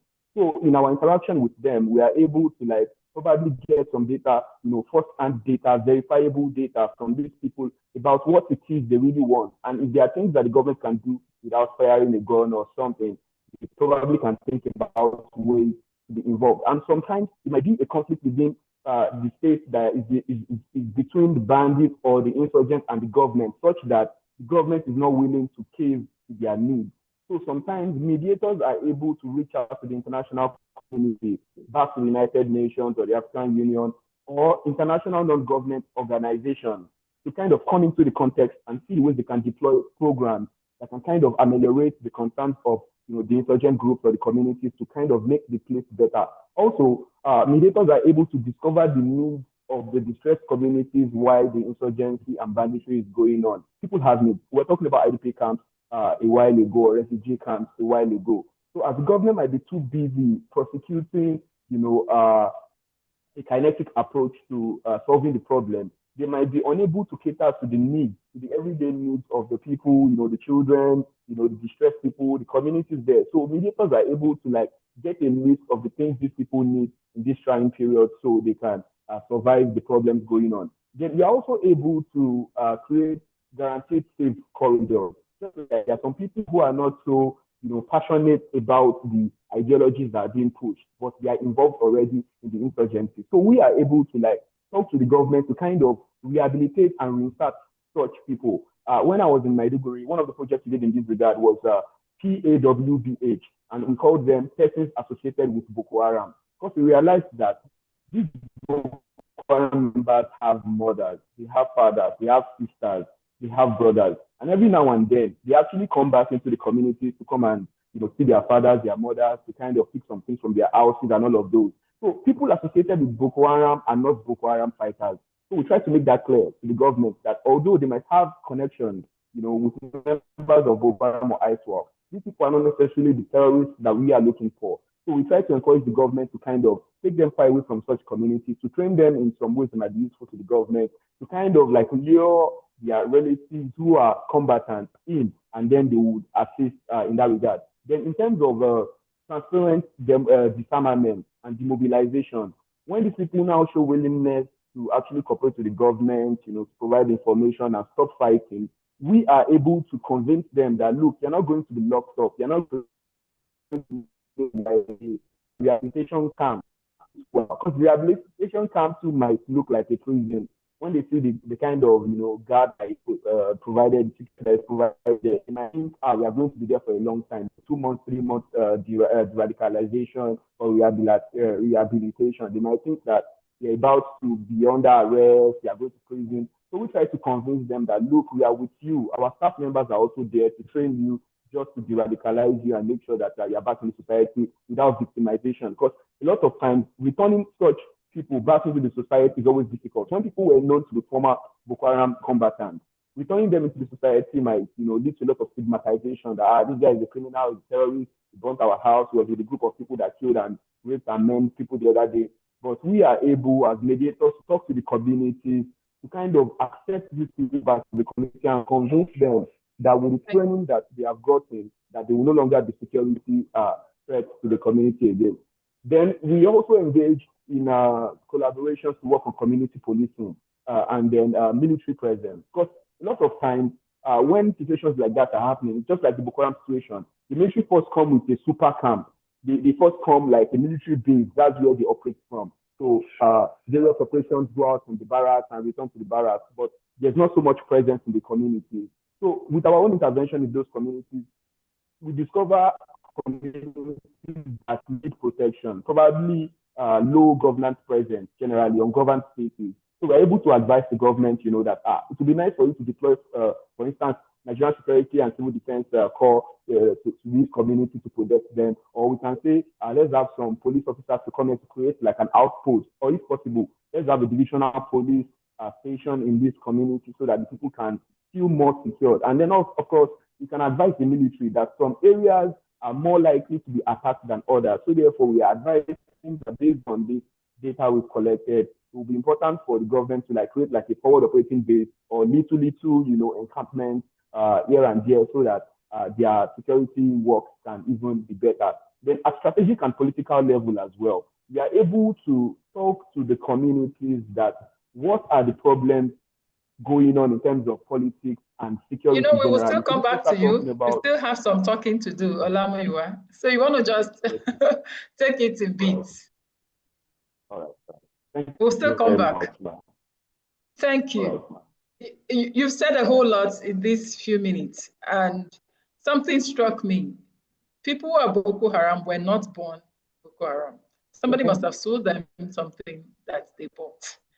Thank you. I can't see Professor Hassan anymore. I don't know if he's still here. If not, can I get back to Air Commodore again, please? She's there. Yeah, I'm here. Okay, I'm here. Okay, but Professor Hassan Sali is not here. Okay. I'm here. I say I'm here. Can't Oh, you you see are? me? Okay. What's wrong with my eyes? Okay, I'm glad you're there, sir. Okay, so I have a second question for you, please. Nigeria operates a highly centralized security structure, right? Would decentralizing security powers improve outcome or increase political tension? If yes, what model would you recommend? Come again. Decentralizing or decentralizing? I want to be clear. Decentralizing, DE, decentralized. Okay. Well, you know, in any environment where 1 + 1 is not always 2, it could be 4, could be 4,000, and it could be 0, 0. All kinds of ideas are welcome because there's nothing to hold on to. In such a society, you see some sector being held responsible or some structure being held responsible. I need to make this point. Structure is important, but structure does not make itself. Human being make structure to do what is expected. Whether you say you centralize or decentralize, a lot depends on the operators. The liberal democracy that people have been complaining in Nigeria, blaming for all manner of problems facing Nigeria or challenges facing Nigeria, has worked well in some other areas. Some other countries are happy operating liberal democracy because it has worked for them. But in Nigeria here, you see we academicians blaming the structure, leaving out the actors. A short while ago, the air was thick on whether Nigeria should go to presidential or should go to parliamentary or remain under the presidential orbit.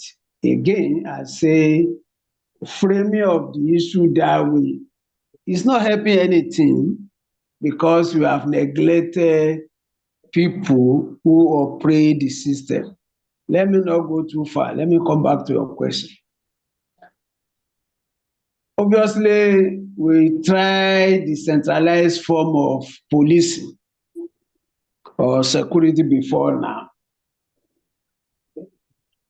Because that arrangement didn't work well, that was why the military moved over to centralization.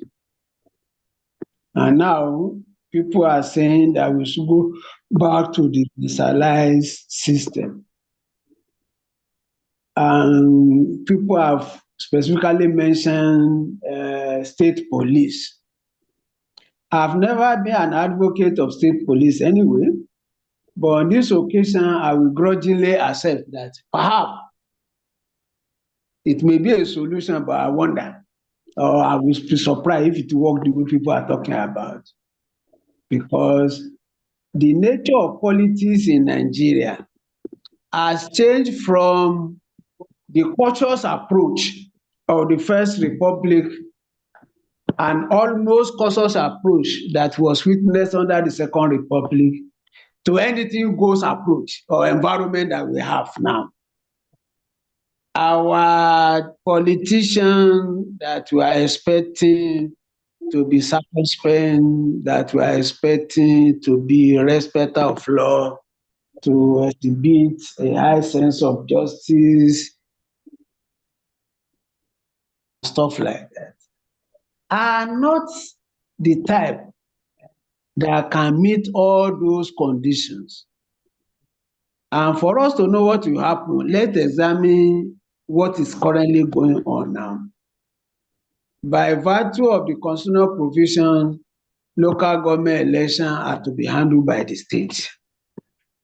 We have seen the situation all over, where the ruling party must sweep all the polls in most cases. People will be denied the opportunity, opposition party will be denied the opportunity to campaign. The state electoral commissions in most cases just go ahead and announce the winner from the ruling political party. What this suggests is that decorum, that restraint required on the part of our governor may not be there. So it may be from pan to fire. In theory, I should be in support, and I'm supporting in theory, but I'm only worried about the practicability of it.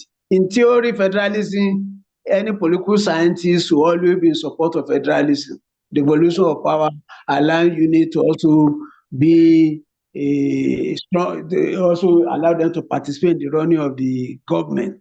But here we are. Federalism operates in India, operates in some other country. But in most of these countries, you have a two-tier federalism. But in Nigeria, you have three-tier federalism. We call it a unique federalism. We have local government, state, and federal, and the three of them are recognized by the Constitution. If you move to state police, what will be the role of local government? Would they still be there, or would they disappear? They have disappeared now. Are we going to still be hearing about them? In a short while, in a nutshell, what I'm just saying is, it's good to decentralize, but I don't think our situation in Nigeria can easily be tampered with the concept of decentralization. I think things have gone so bad that it will require reconstructing and rebuilding at the beginning. Let me stop here. Wow, thank you very much. You are certainly giving us a lot to chew. Thank you. I'm certain everyone here is taking notes. Hey, Commodore, are you ready for your next question, please? Yes, I am. All right, the question says, security personnel face extreme psychological and welfare pressure. How can improved personnel welfare, morale, and support systems strengthen national security outcomes? Please, did you get the question? Yes, I did. Psychological trauma, how can it be improved? I get that. That's the main point. Okay, thank you once again. Presently, we have regular assessments, mental assessments, like the PTI, post-traumatic disorder. I'm not a medical personnel, forgive me for that. Post-traumatic disorder stuff. We have our hospitals that are helping them when they come back from the front line. We try to do that. But additionally, the system is also planning to help them make it easy to access high quality medical facilities for themselves and their families, because it's shown that when they come back, the trauma is not only on them, it also affects their families. We've had a situation where someone came in from the front line and had to stab some people in his home because he was kind of traumatized. So we have that. We also have, what do you call it? I think I jotted something about trauma. We have recognition and rewards. The truth is that when you recognize when you recognize this personnel for their resilience, commitment, and all of that, it goes a long way. Another important aspect that has actually affected our troops is, the Nigerian community, they don't see the military do not bring out what they do. It's like a film director.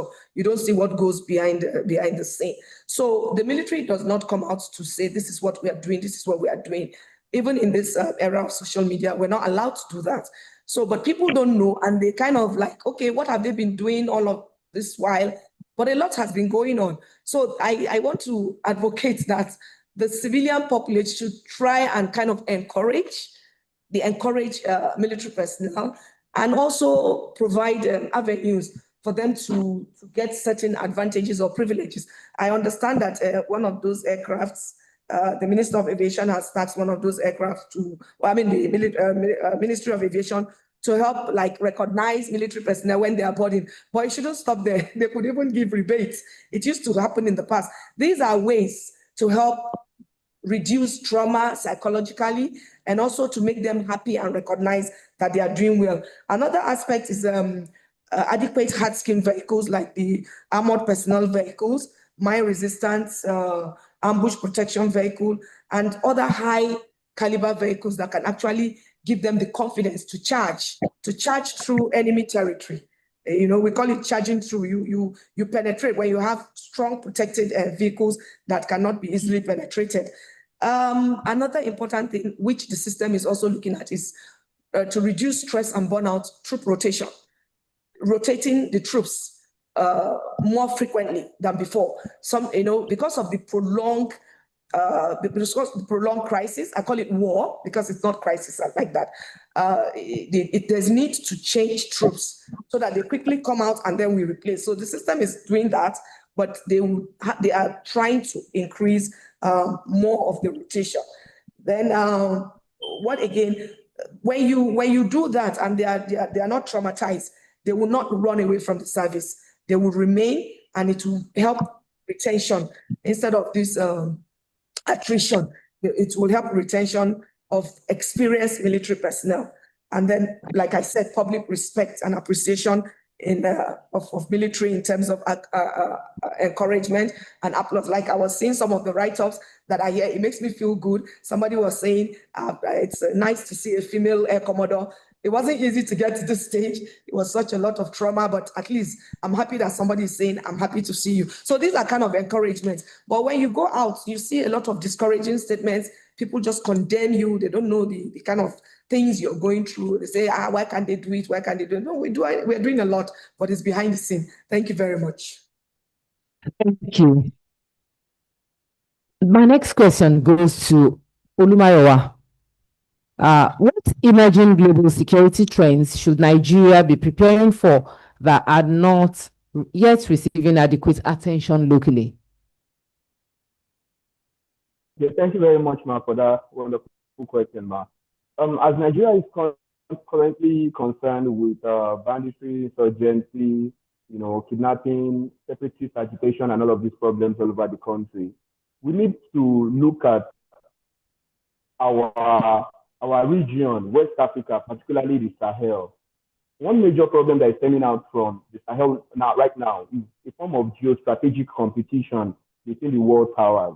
We can see a scramble for the resources, the gold, the uranium, and all of the resources they have there by, firstly was France and the United States, but now we can now see a changeover of cooperation to countries like Turkey, Iran, Russia, China, now scrambling for a lot of those resources, and it's actually encouraging governments to either be good or be bad, and also actually encouraging military takeovers or not, either encouraging or discouraging those. While these problems are happening so close in our backyard there, I think the Nigerian government should remain wary of the fact that although we have close relationships with both powers, Turkey, France, Russia, we have very good diplomatic relations with them. But it is likely that in the future, they might also want to kind of create a monopoly for themselves over our resources. Nigeria is also blessed with a lot of these things, lithium, oil and gas, and all of these things. So if we are not careful in the future, we might get lost in the geopolitical rivalry such that some countries might want to be dominating Nigeria's mineral resources, and it might affect our cooperation with other states. When independence, Nigeria was pro-Western, were colonized by the British government, and following independence, we were maintaining cooperation with the United States of America and France and a lot of other, Western partners, even Germany and all of those. But as we got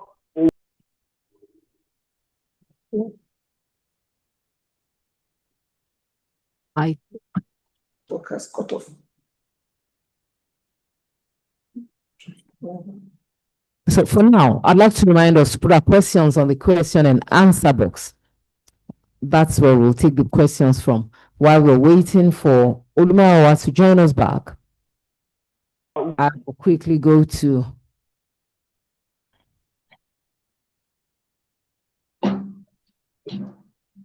I'll go back to Professor. Is he back in? No, I'll just go to Professor Azan Saliu to ask the next question, sir. How can political actors, institutions, and civil society collaborate to rebuild public trust in government security responses, especially in communities repeatedly attacked? Professor Saliu, sir. Thank you. You have asked me a compound question. I will try to answer this. Thank you, sir. The second point is to fix the politics. Either you like it or not, institutions, civil society groups, and other stakeholders, in most cases, respond to the political beat. Yes, sometimes we carve out a rule for them to change certain things, but that to the extent that the political environment permits it from happening. We in the political science believe that a lot of the problem facing Nigeria can be solved if we ever get our politics right. When we talk about politics right, it starts from the process of campaigning, start with the process of nomination of candidate for election. It extends to the actual conduct of the election, what happened after the election, etc. and etc. If the process is transparent and people believe it to be so, they will repose confidence in the process. The institutions that have been created are being manned by human beings. Certainly, they too take dressing, as we say in NYC long time ago, that the process is transparent.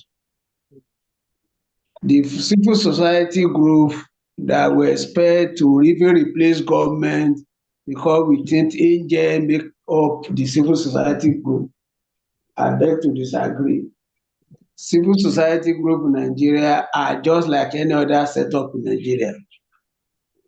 They are necessarily being affected by issues that affect the polity. And in any case, they have to respond to situation in Nigeria, not in America.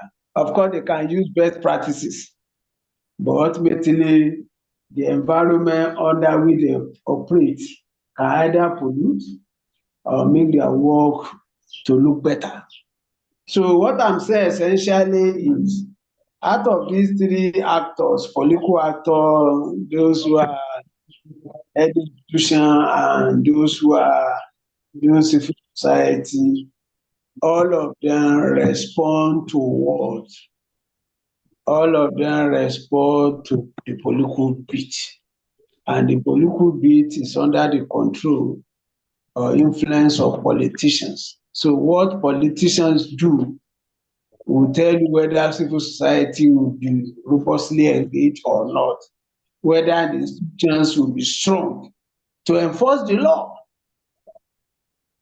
Now, there was a time one time when one particular president in Nigeria was behaving as if there was no federal character principle, as if there was no National Federal Character Commission. And at a point, People then ask the people in Federal Character Commission, what will you do if the president has appointed is violating this? Of course, there was no answer.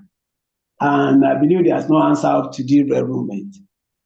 So that's to tell you political temperature, nature of politics, the way it is being played will affect institutions and will also affect civil society group. Let me talk about the institution. We have ANEC. We have which other one? All of them in place. They have been created by law, and they are expected to operate by law. But in Nigeria, 1 + 1, like I said the other time, may not be 2, maybe 4,000 in Nigeria.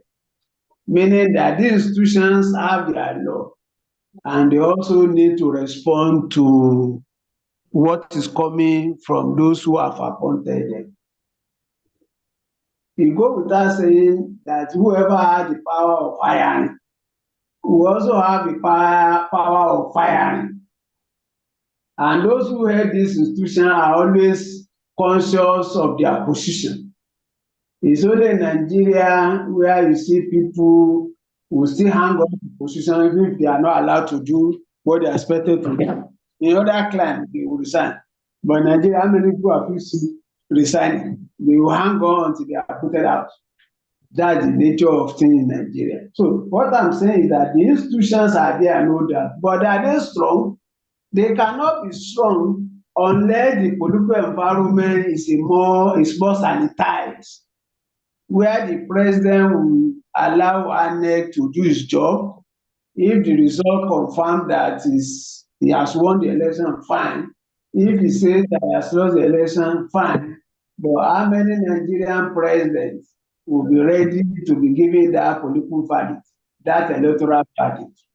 To the extent that that verdict cannot be given, there's no way ANEC, for instance, will be strong.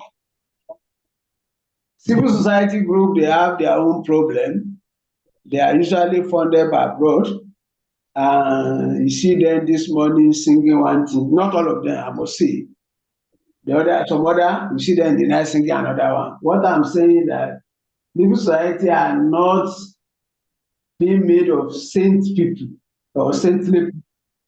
We still have people who operate the way PDP is operating, the way APC is operating, the way Labour Party is operating, even in the civil society group. So when people talk about Nigeria problem, it's a compound problem. It's a compound problem. Whichever section you turn to, you see some problem. A short while ago, our air commander was talking about soldiers. The truth of the matter is there is infiltration in the military. How come bandits get to know what military is planning to do? It didn't start under Tinubu. It has always been there, even under Jonathan, under Buhari. How come Nigerians will give intelligence to bandits and not give it to the military? This is a fact too. I know you are defending your sector. It's okay, just as I will defend academic, but we are talking about things that have happened repeatedly. We are pointing them out in order for the military to block the loopholes, to fill it up and make sure that something never happens. So my moderator, my parting shot on this question is that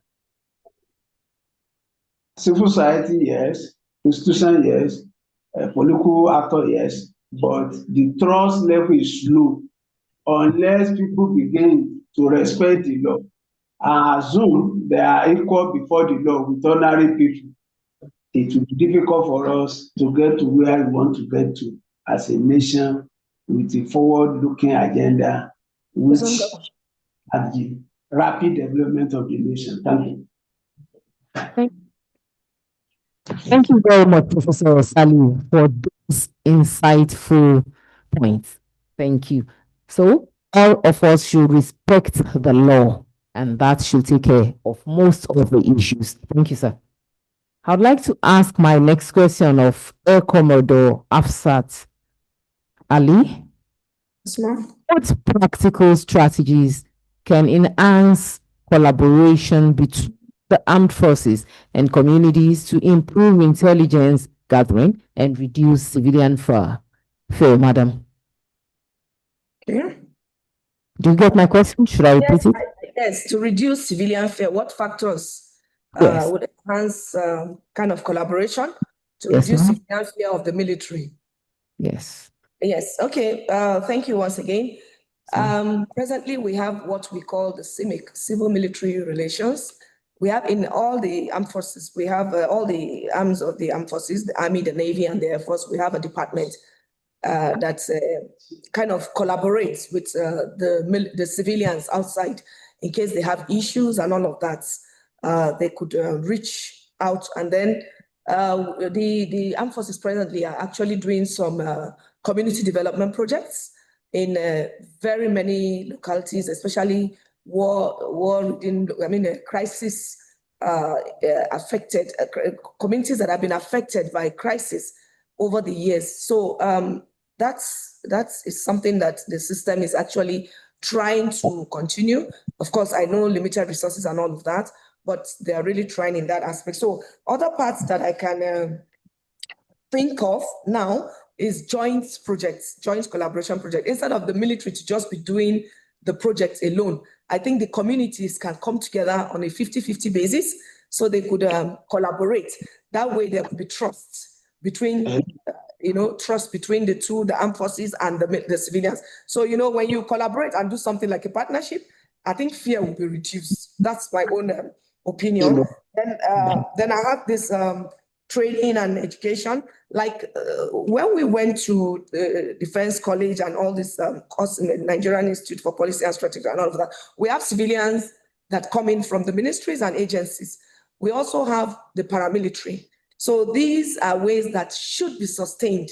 It's already in place. Maybe somebody will come and say, why are they even doing trainings together? But that is a very important platform where the civilians will see us, we see them, and we relate, and it will reduce fear of the military. We are also human beings. By the time we retire from the military, we'll go back to the civilian life, and then we'll have to relate. So we can't live in isolation. So that's another way. I mentioned joint community projects. Civil military relations is already in the pipeline. It's already taking place. Training and education. And then maybe, let me see, maybe feedback. Yes, the civilian populate, I think they need to trust our military and give them information. I know it's at a very high risk, but they need to, we, the military, were trying our best to protect.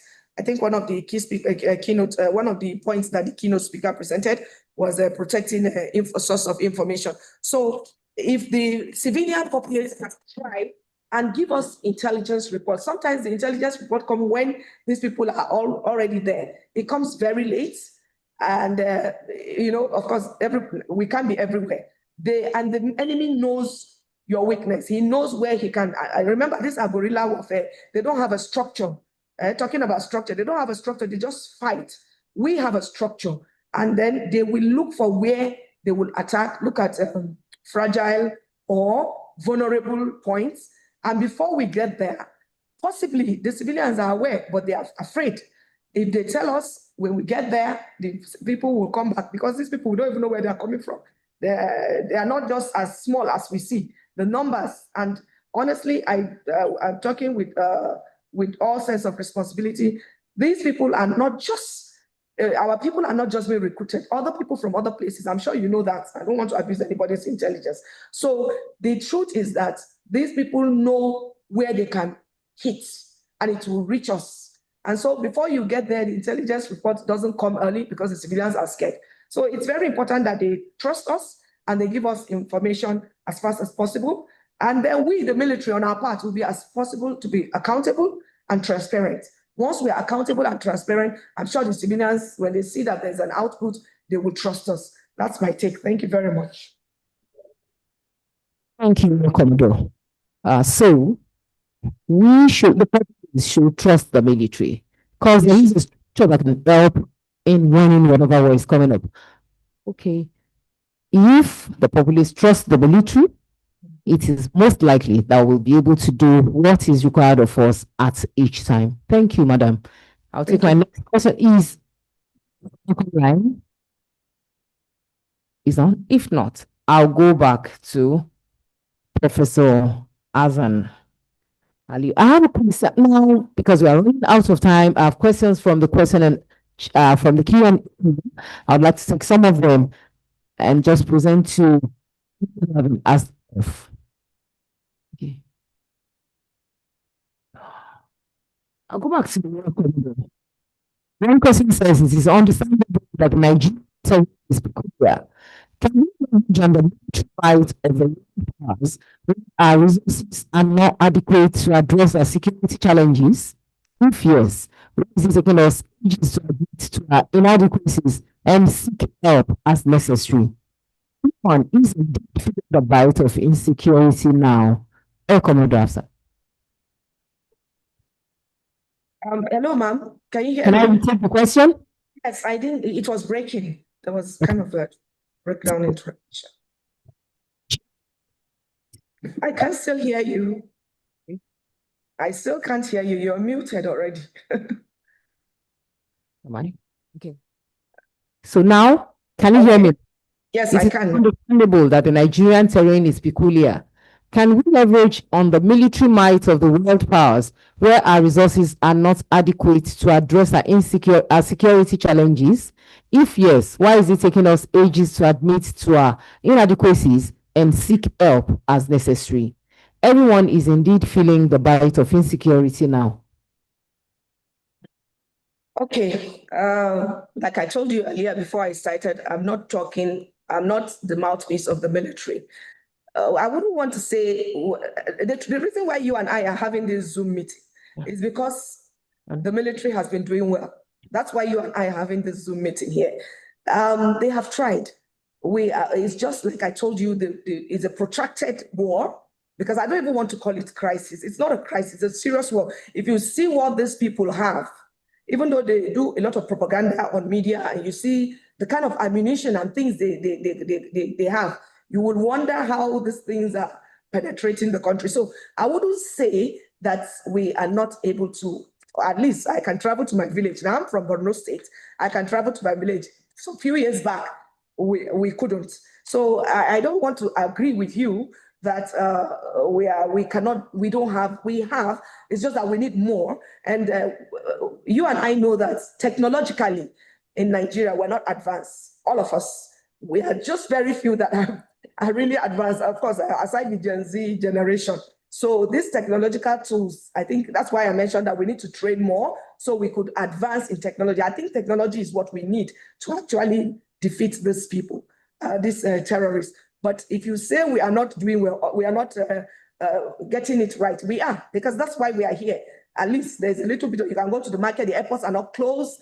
I know from African countries nearby, you could see that once there's a little thing, the military, they close airports and you can't go in. I think, I'm sorry to say, but I learned that one of our former president is even stranded somewhere. So these are the kind of issues you would appreciate what the military has been doing, that we are able to go to the airport, we're able to have Zoom meeting, we can go to our homes and sleep. They are trying. The only thing I said, and the military knows about this, that we're trying to do technological training to be able to defeat these terrorists. So that's what I have to say. Thank you.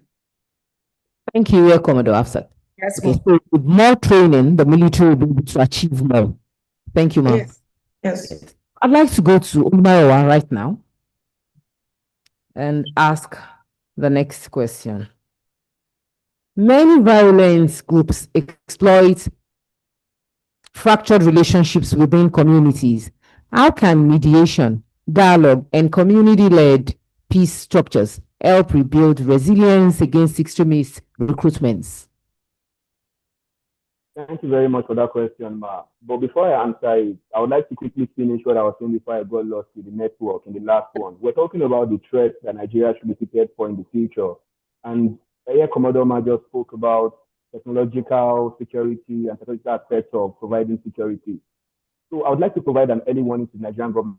It's already known to like governments in the northeast and then some security sector, some security institutions that drones are being used now in warfare, in insurgency and banditry. Not banditry yet, but insurgency. ISWAP has laid their hands on some drones, armed drones.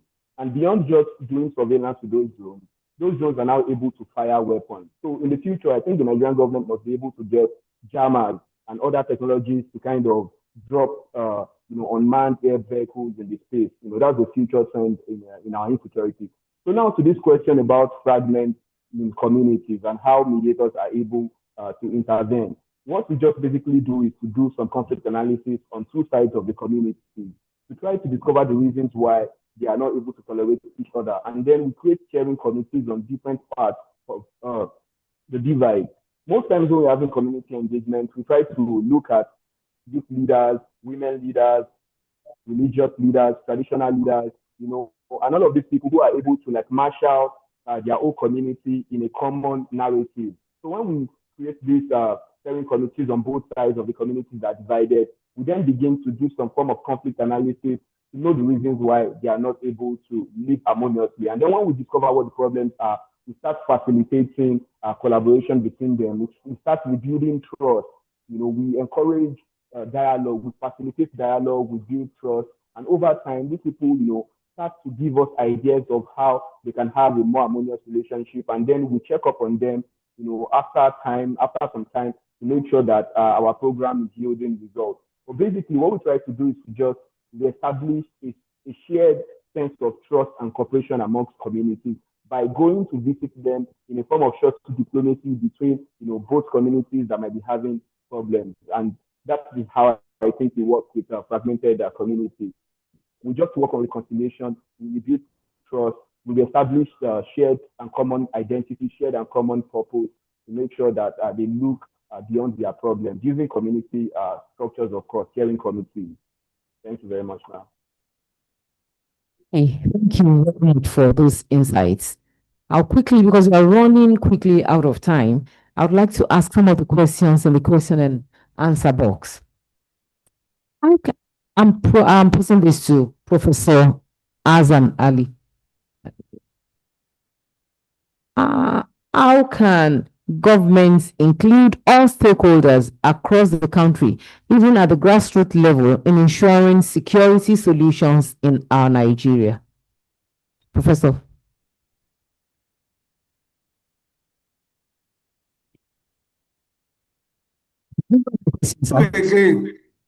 Come again. How can governments include stakeholders across the country, even at the grassroots level, in ensuring security solutions in Nigeria? I didn't hear the question properly, but I will try to answer. I think you are asking about local involvement. Is that the question? Governments include this cracking. Okay. How can governments include all stakeholders across the country, even at the grassroots level, in ensuring security solutions in Nigeria? Include all stakeholders up to grassroots level. Again, you have come with your compound question. Well, I will try. Stakeholders.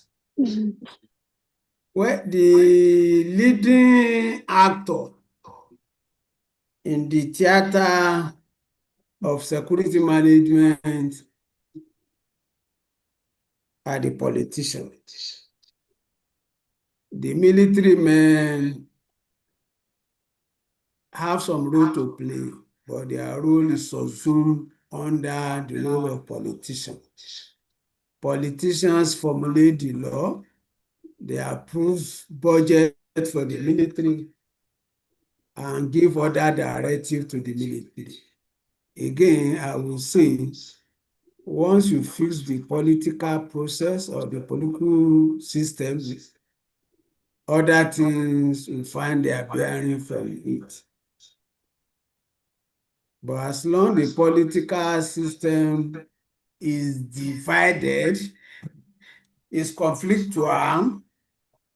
Only yesterday I watched ADC spokesman on television blaming this, blaming that.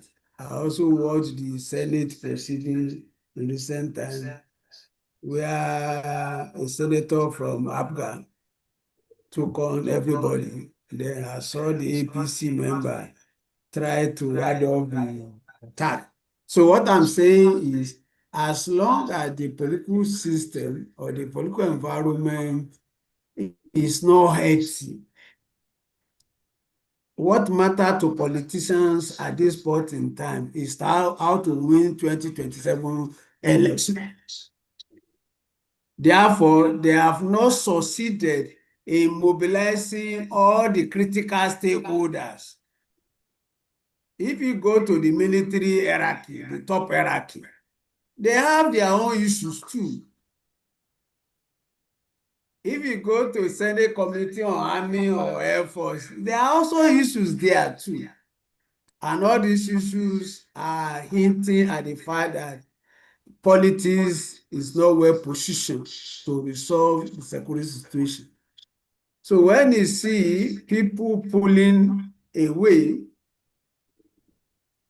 by not joining hands with government, that will tell you that all the critical stakeholders are not working together. And working together is what can resolve the problem on the ground. If a PDP member of Senate believes that it's APC problem, it is not an APC problem. It's a Nigerian problem, which all Nigerians will find solution to. But the question is the structure on ground inviting enough? Is structure on ground inviting the stakeholder to be part of the process? I don't think so. And unless that happens, we may not be able to wage the war successfully. The unemployed youth who is out there, who graduated about 7 years ago, has no job. And you are telling him there's war on security. The one that is going on in his stomach matter to him more than the outside world. The farmers who cannot go to their farm, what is being done to assure them to see the war as their own war? Questions and more questions can be asked.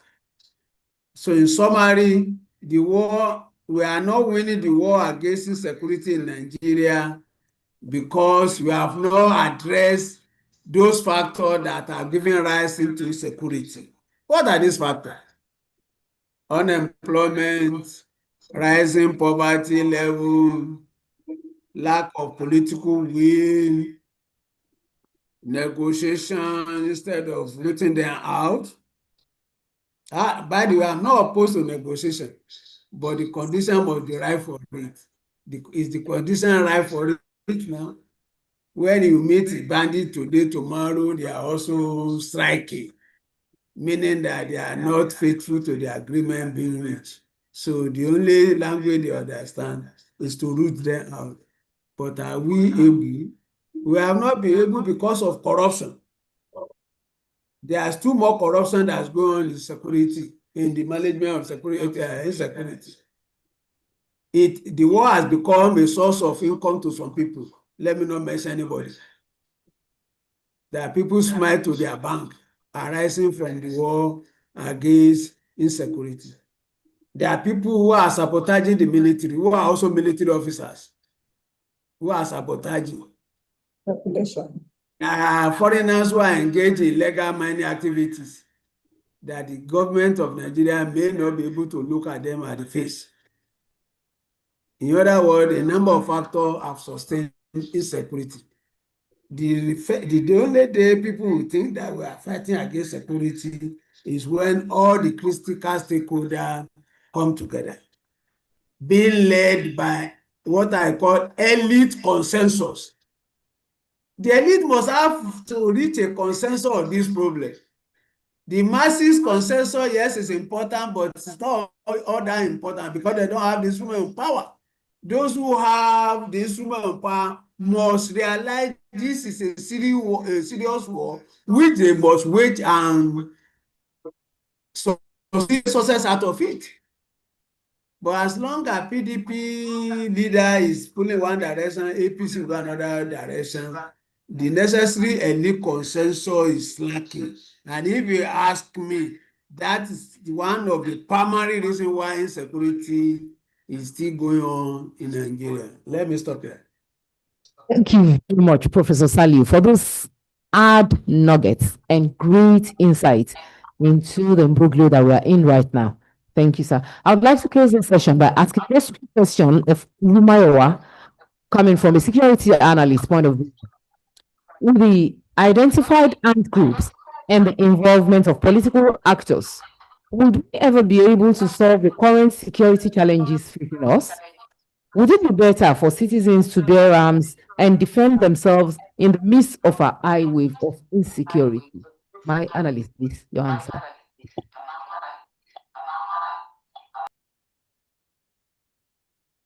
Thank you, ma'am. Was the question clear? I'm not in support of. Okay, I would like to have it again. I got it, but I would just like to have it again, ma'am, please. Okay. Identified armed groups and the involvement of political actors, would we ever be able to solve the current security challenges facing us? Would it be better for citizens to bear arms and defend themselves in the midst of a high wave of insecurity? No, I would still like us to rely on the political class, the political system to provide us security. And the military is a big part of the political system. It's one of the most famous theories in politics is the social contract theory, where for stability, the whole country, the whole society came to agree to give the monopoly of violence to a leader, to protect on everybody's behalf. When we start giving people the authority to bear arms and protect themselves, difficult for you to even win battles, even when you have guns to kill. So, for instance, there was a pistol and handgun, and you have a group of people carrying AK-47. How many people do you think you can shoot before you get shot? And then you are with your family, you are with your children, your wife, and everything. Even if you are with an AK-47 as well, by the time you are done with the firefight, the children are dead or the wife is dead. So, under no circumstance do I think it's a very good idea for us to actually put security in our own hands.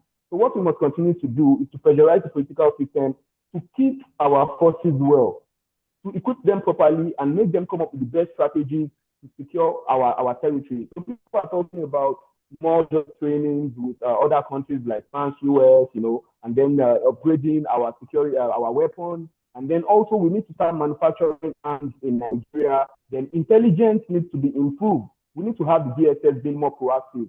The Defense Intelligence Agency also needs to be more proactive. So we must continue speaking with our leaders. It's not about bearing arms. Bearing arms is not going to solve anything. We are just going to have more dead people. And then even if we talk about bearing arms, how sure are we that amongst the community, the society, our people will not be using their own arms to go and rob in the night?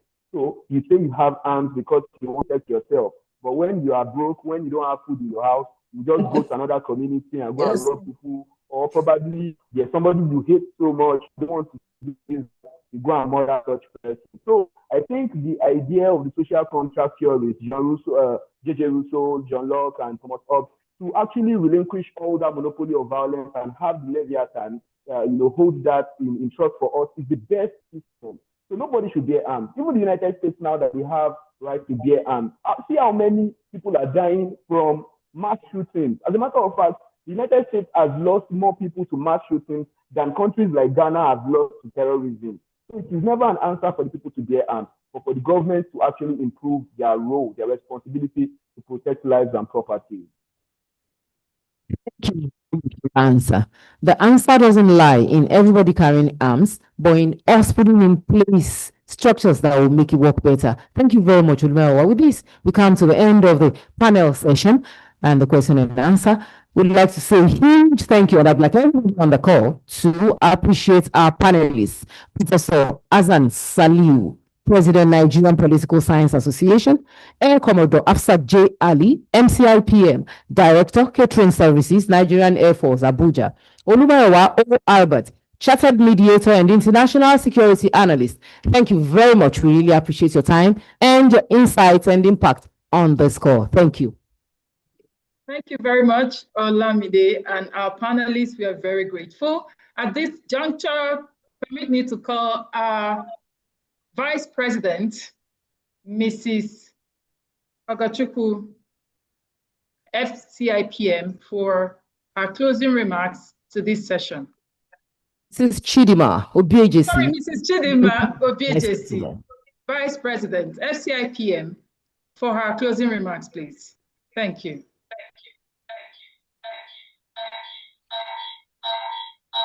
Madam Vice President, you have the floor, please.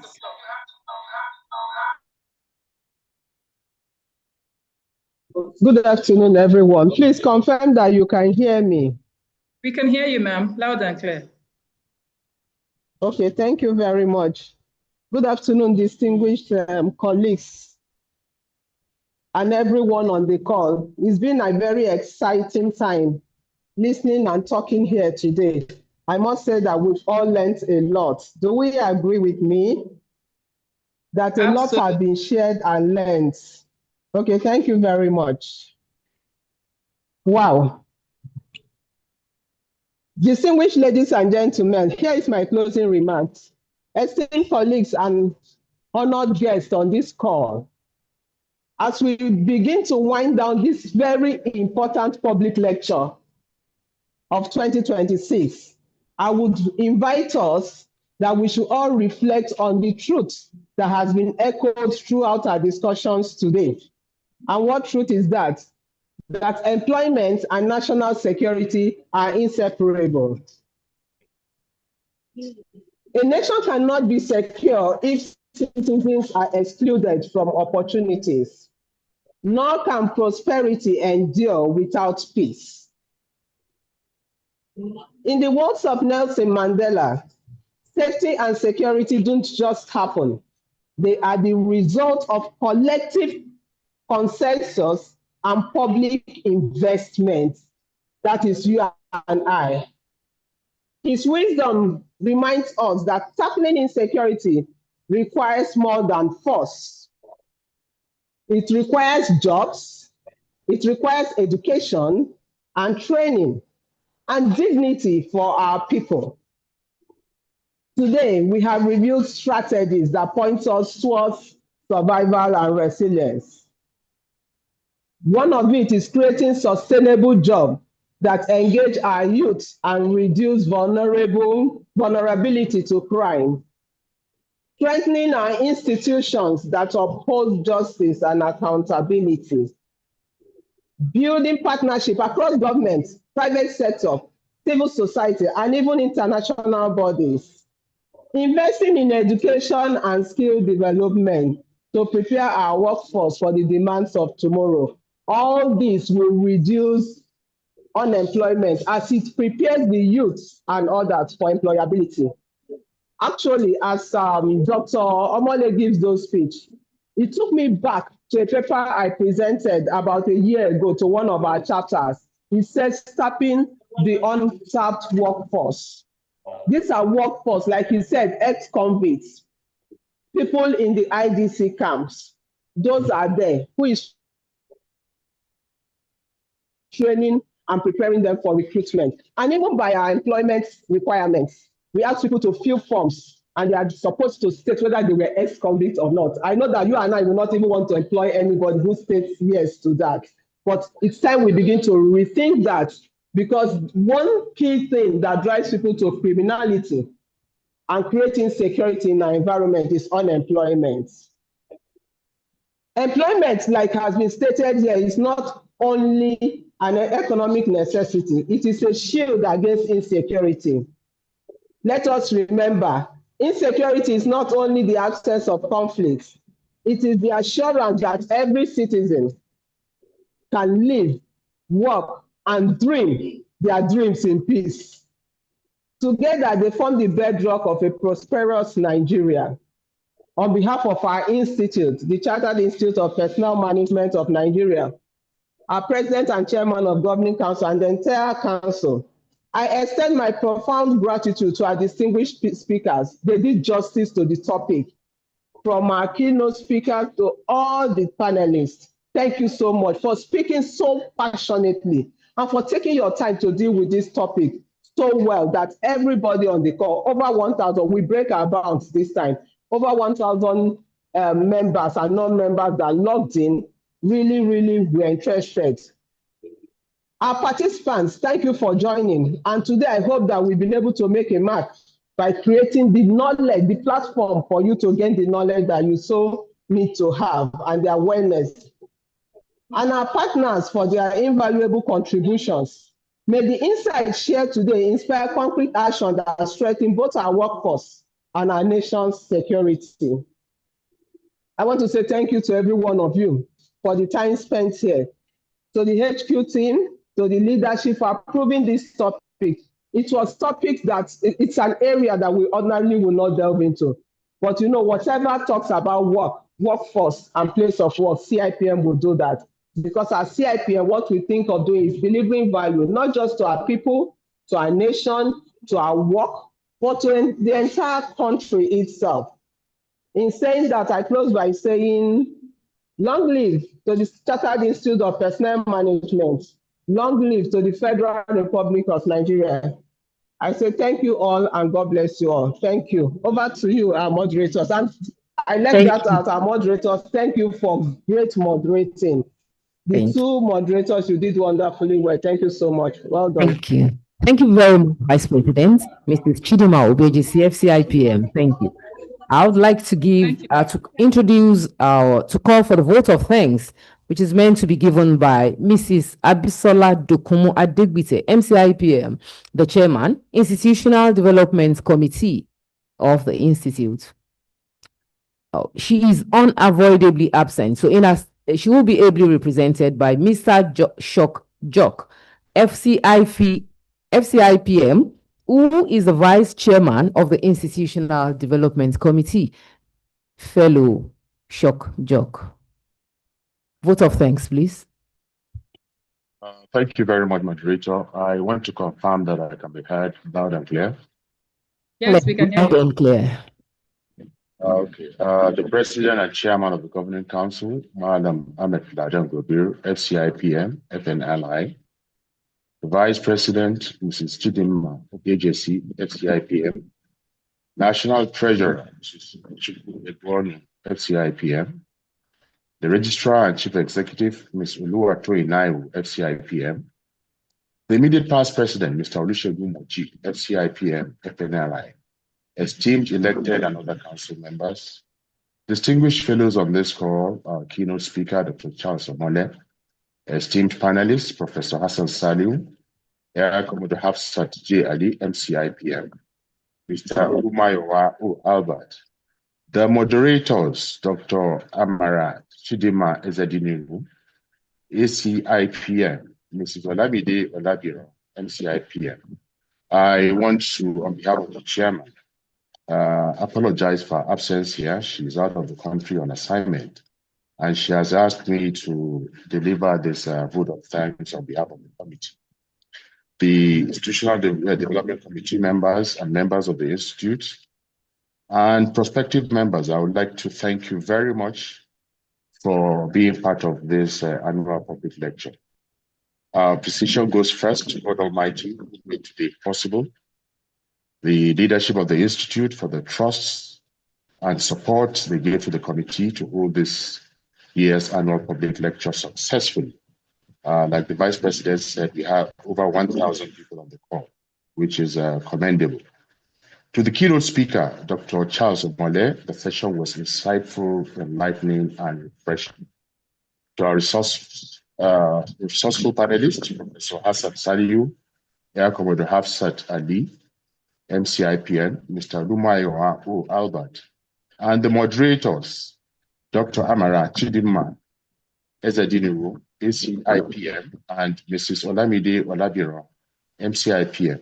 We thank you very much for your cogent, practical, and applicable analysis and response to questions, and for taking time out of your very busy schedules to be part of this annual public lecture.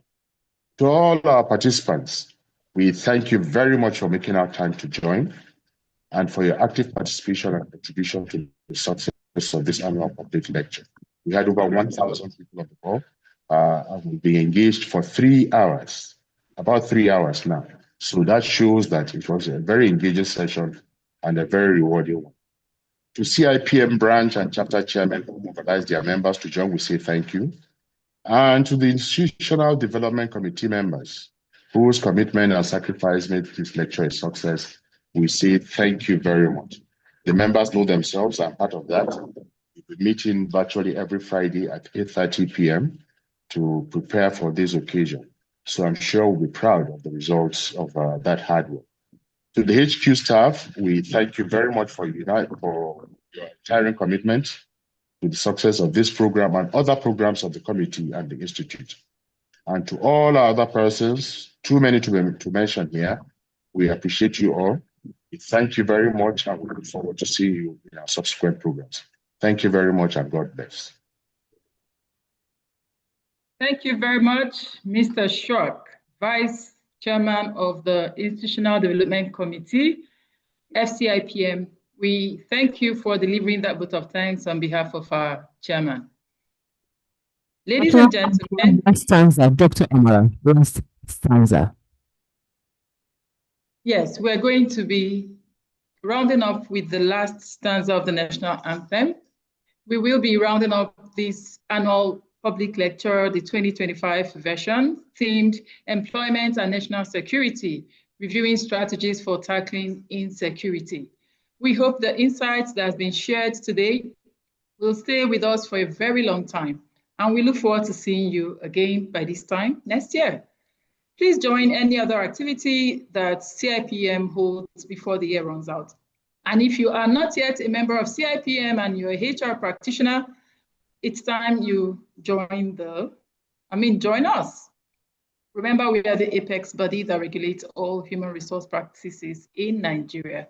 On behalf of the President and Chairman of Governing Council, Malam Ahmed, Ladan Gobir, FCIPM, FNIL, and all of us at CIPM, thank you again. We will now take the last stanza. 1 minute, please. Yes, please. Just to our participants, the link to the recordings of this session will be sent individually to members, to attendees, and it can be found on our YouTube link, the CIPM YouTube link. Thank you, everyone, once again for attending. Thank you. Okay, please just, it's registrar. Sorry, I just wanted to address everyone because this is our last high-profile webinar online program for the year, and it would not be good if we don't appreciate all our members and non-members alike for supporting us since January this year.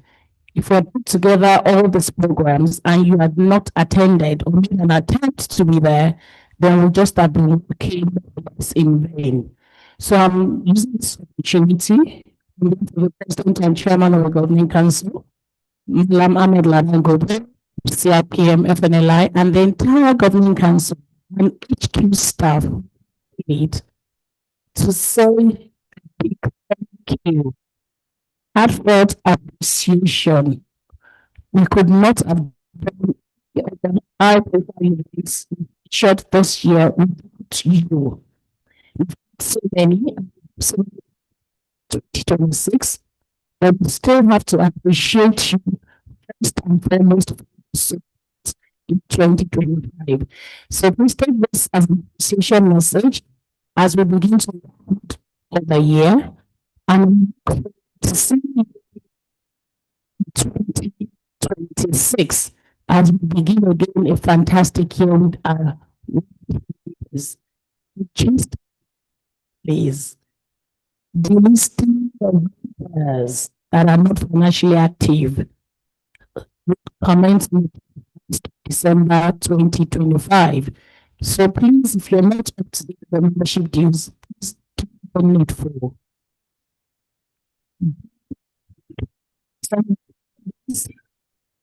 That's as well.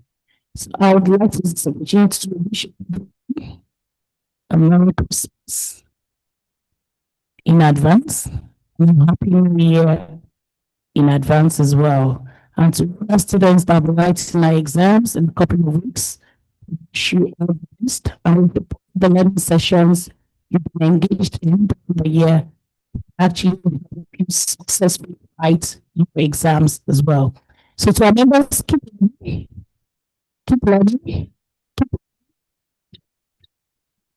back to your and apply them. Thank you very much and stay safe. Goodbye. National anthem, stanza.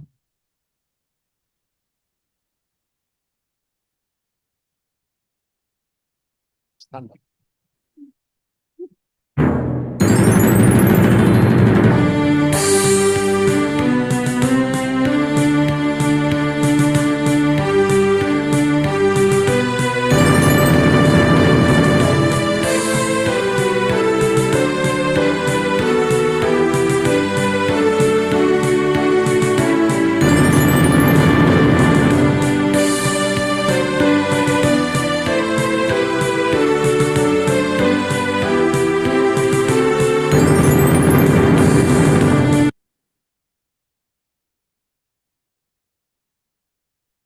Sorry.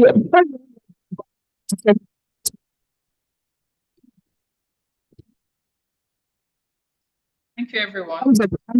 Well done, Amara. Hi. Yesterday or 2 days ago, he retired yesterday, sorry, 2 days ago, he turned 60. Mr. Adeshola Ajibola, MC.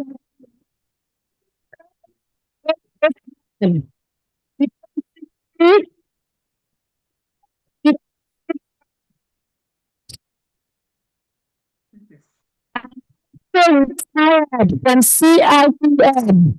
Please can we celebrate this wonderful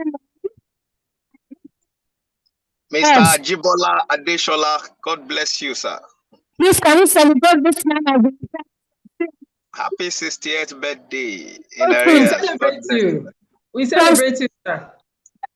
Celebrate. God bless you. Thank you. God bless you. Thank you for all you do. Yes, please. Yes. And can we also sing happy birthday to him? We start on Tuesday. So all of you can unmute and still send me and something of you. Just Happy birthday, sir. Happy 60th birthday, sir. Man. God bless you. 19 the service to CIPM. 19. The gentle giant. Thank you. Thank you for all you do, sir. Really made life easy for the branches. Thank you. Sing happy birthday to him. Happy birthday to you. Happy birthday. Happy birthday to you. Happy birthday. Happy birthday. Happy birthday to you.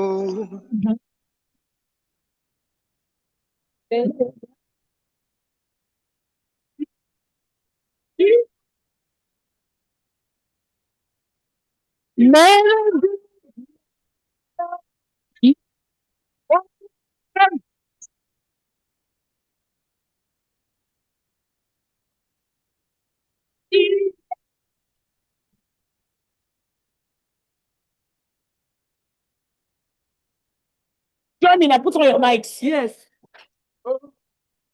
So,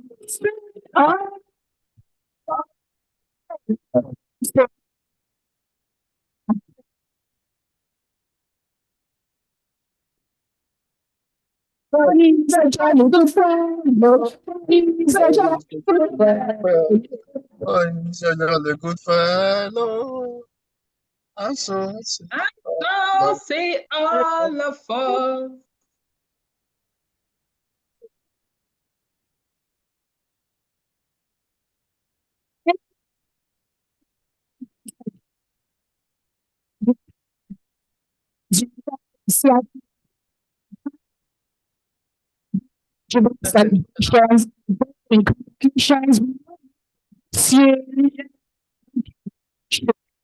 This is my hug, my virtual hug. Thank you all. Thank you for remembering. Oh, he's a jolly good fellow. He's a jolly good fellow. Okay, we're signing out now. Bye.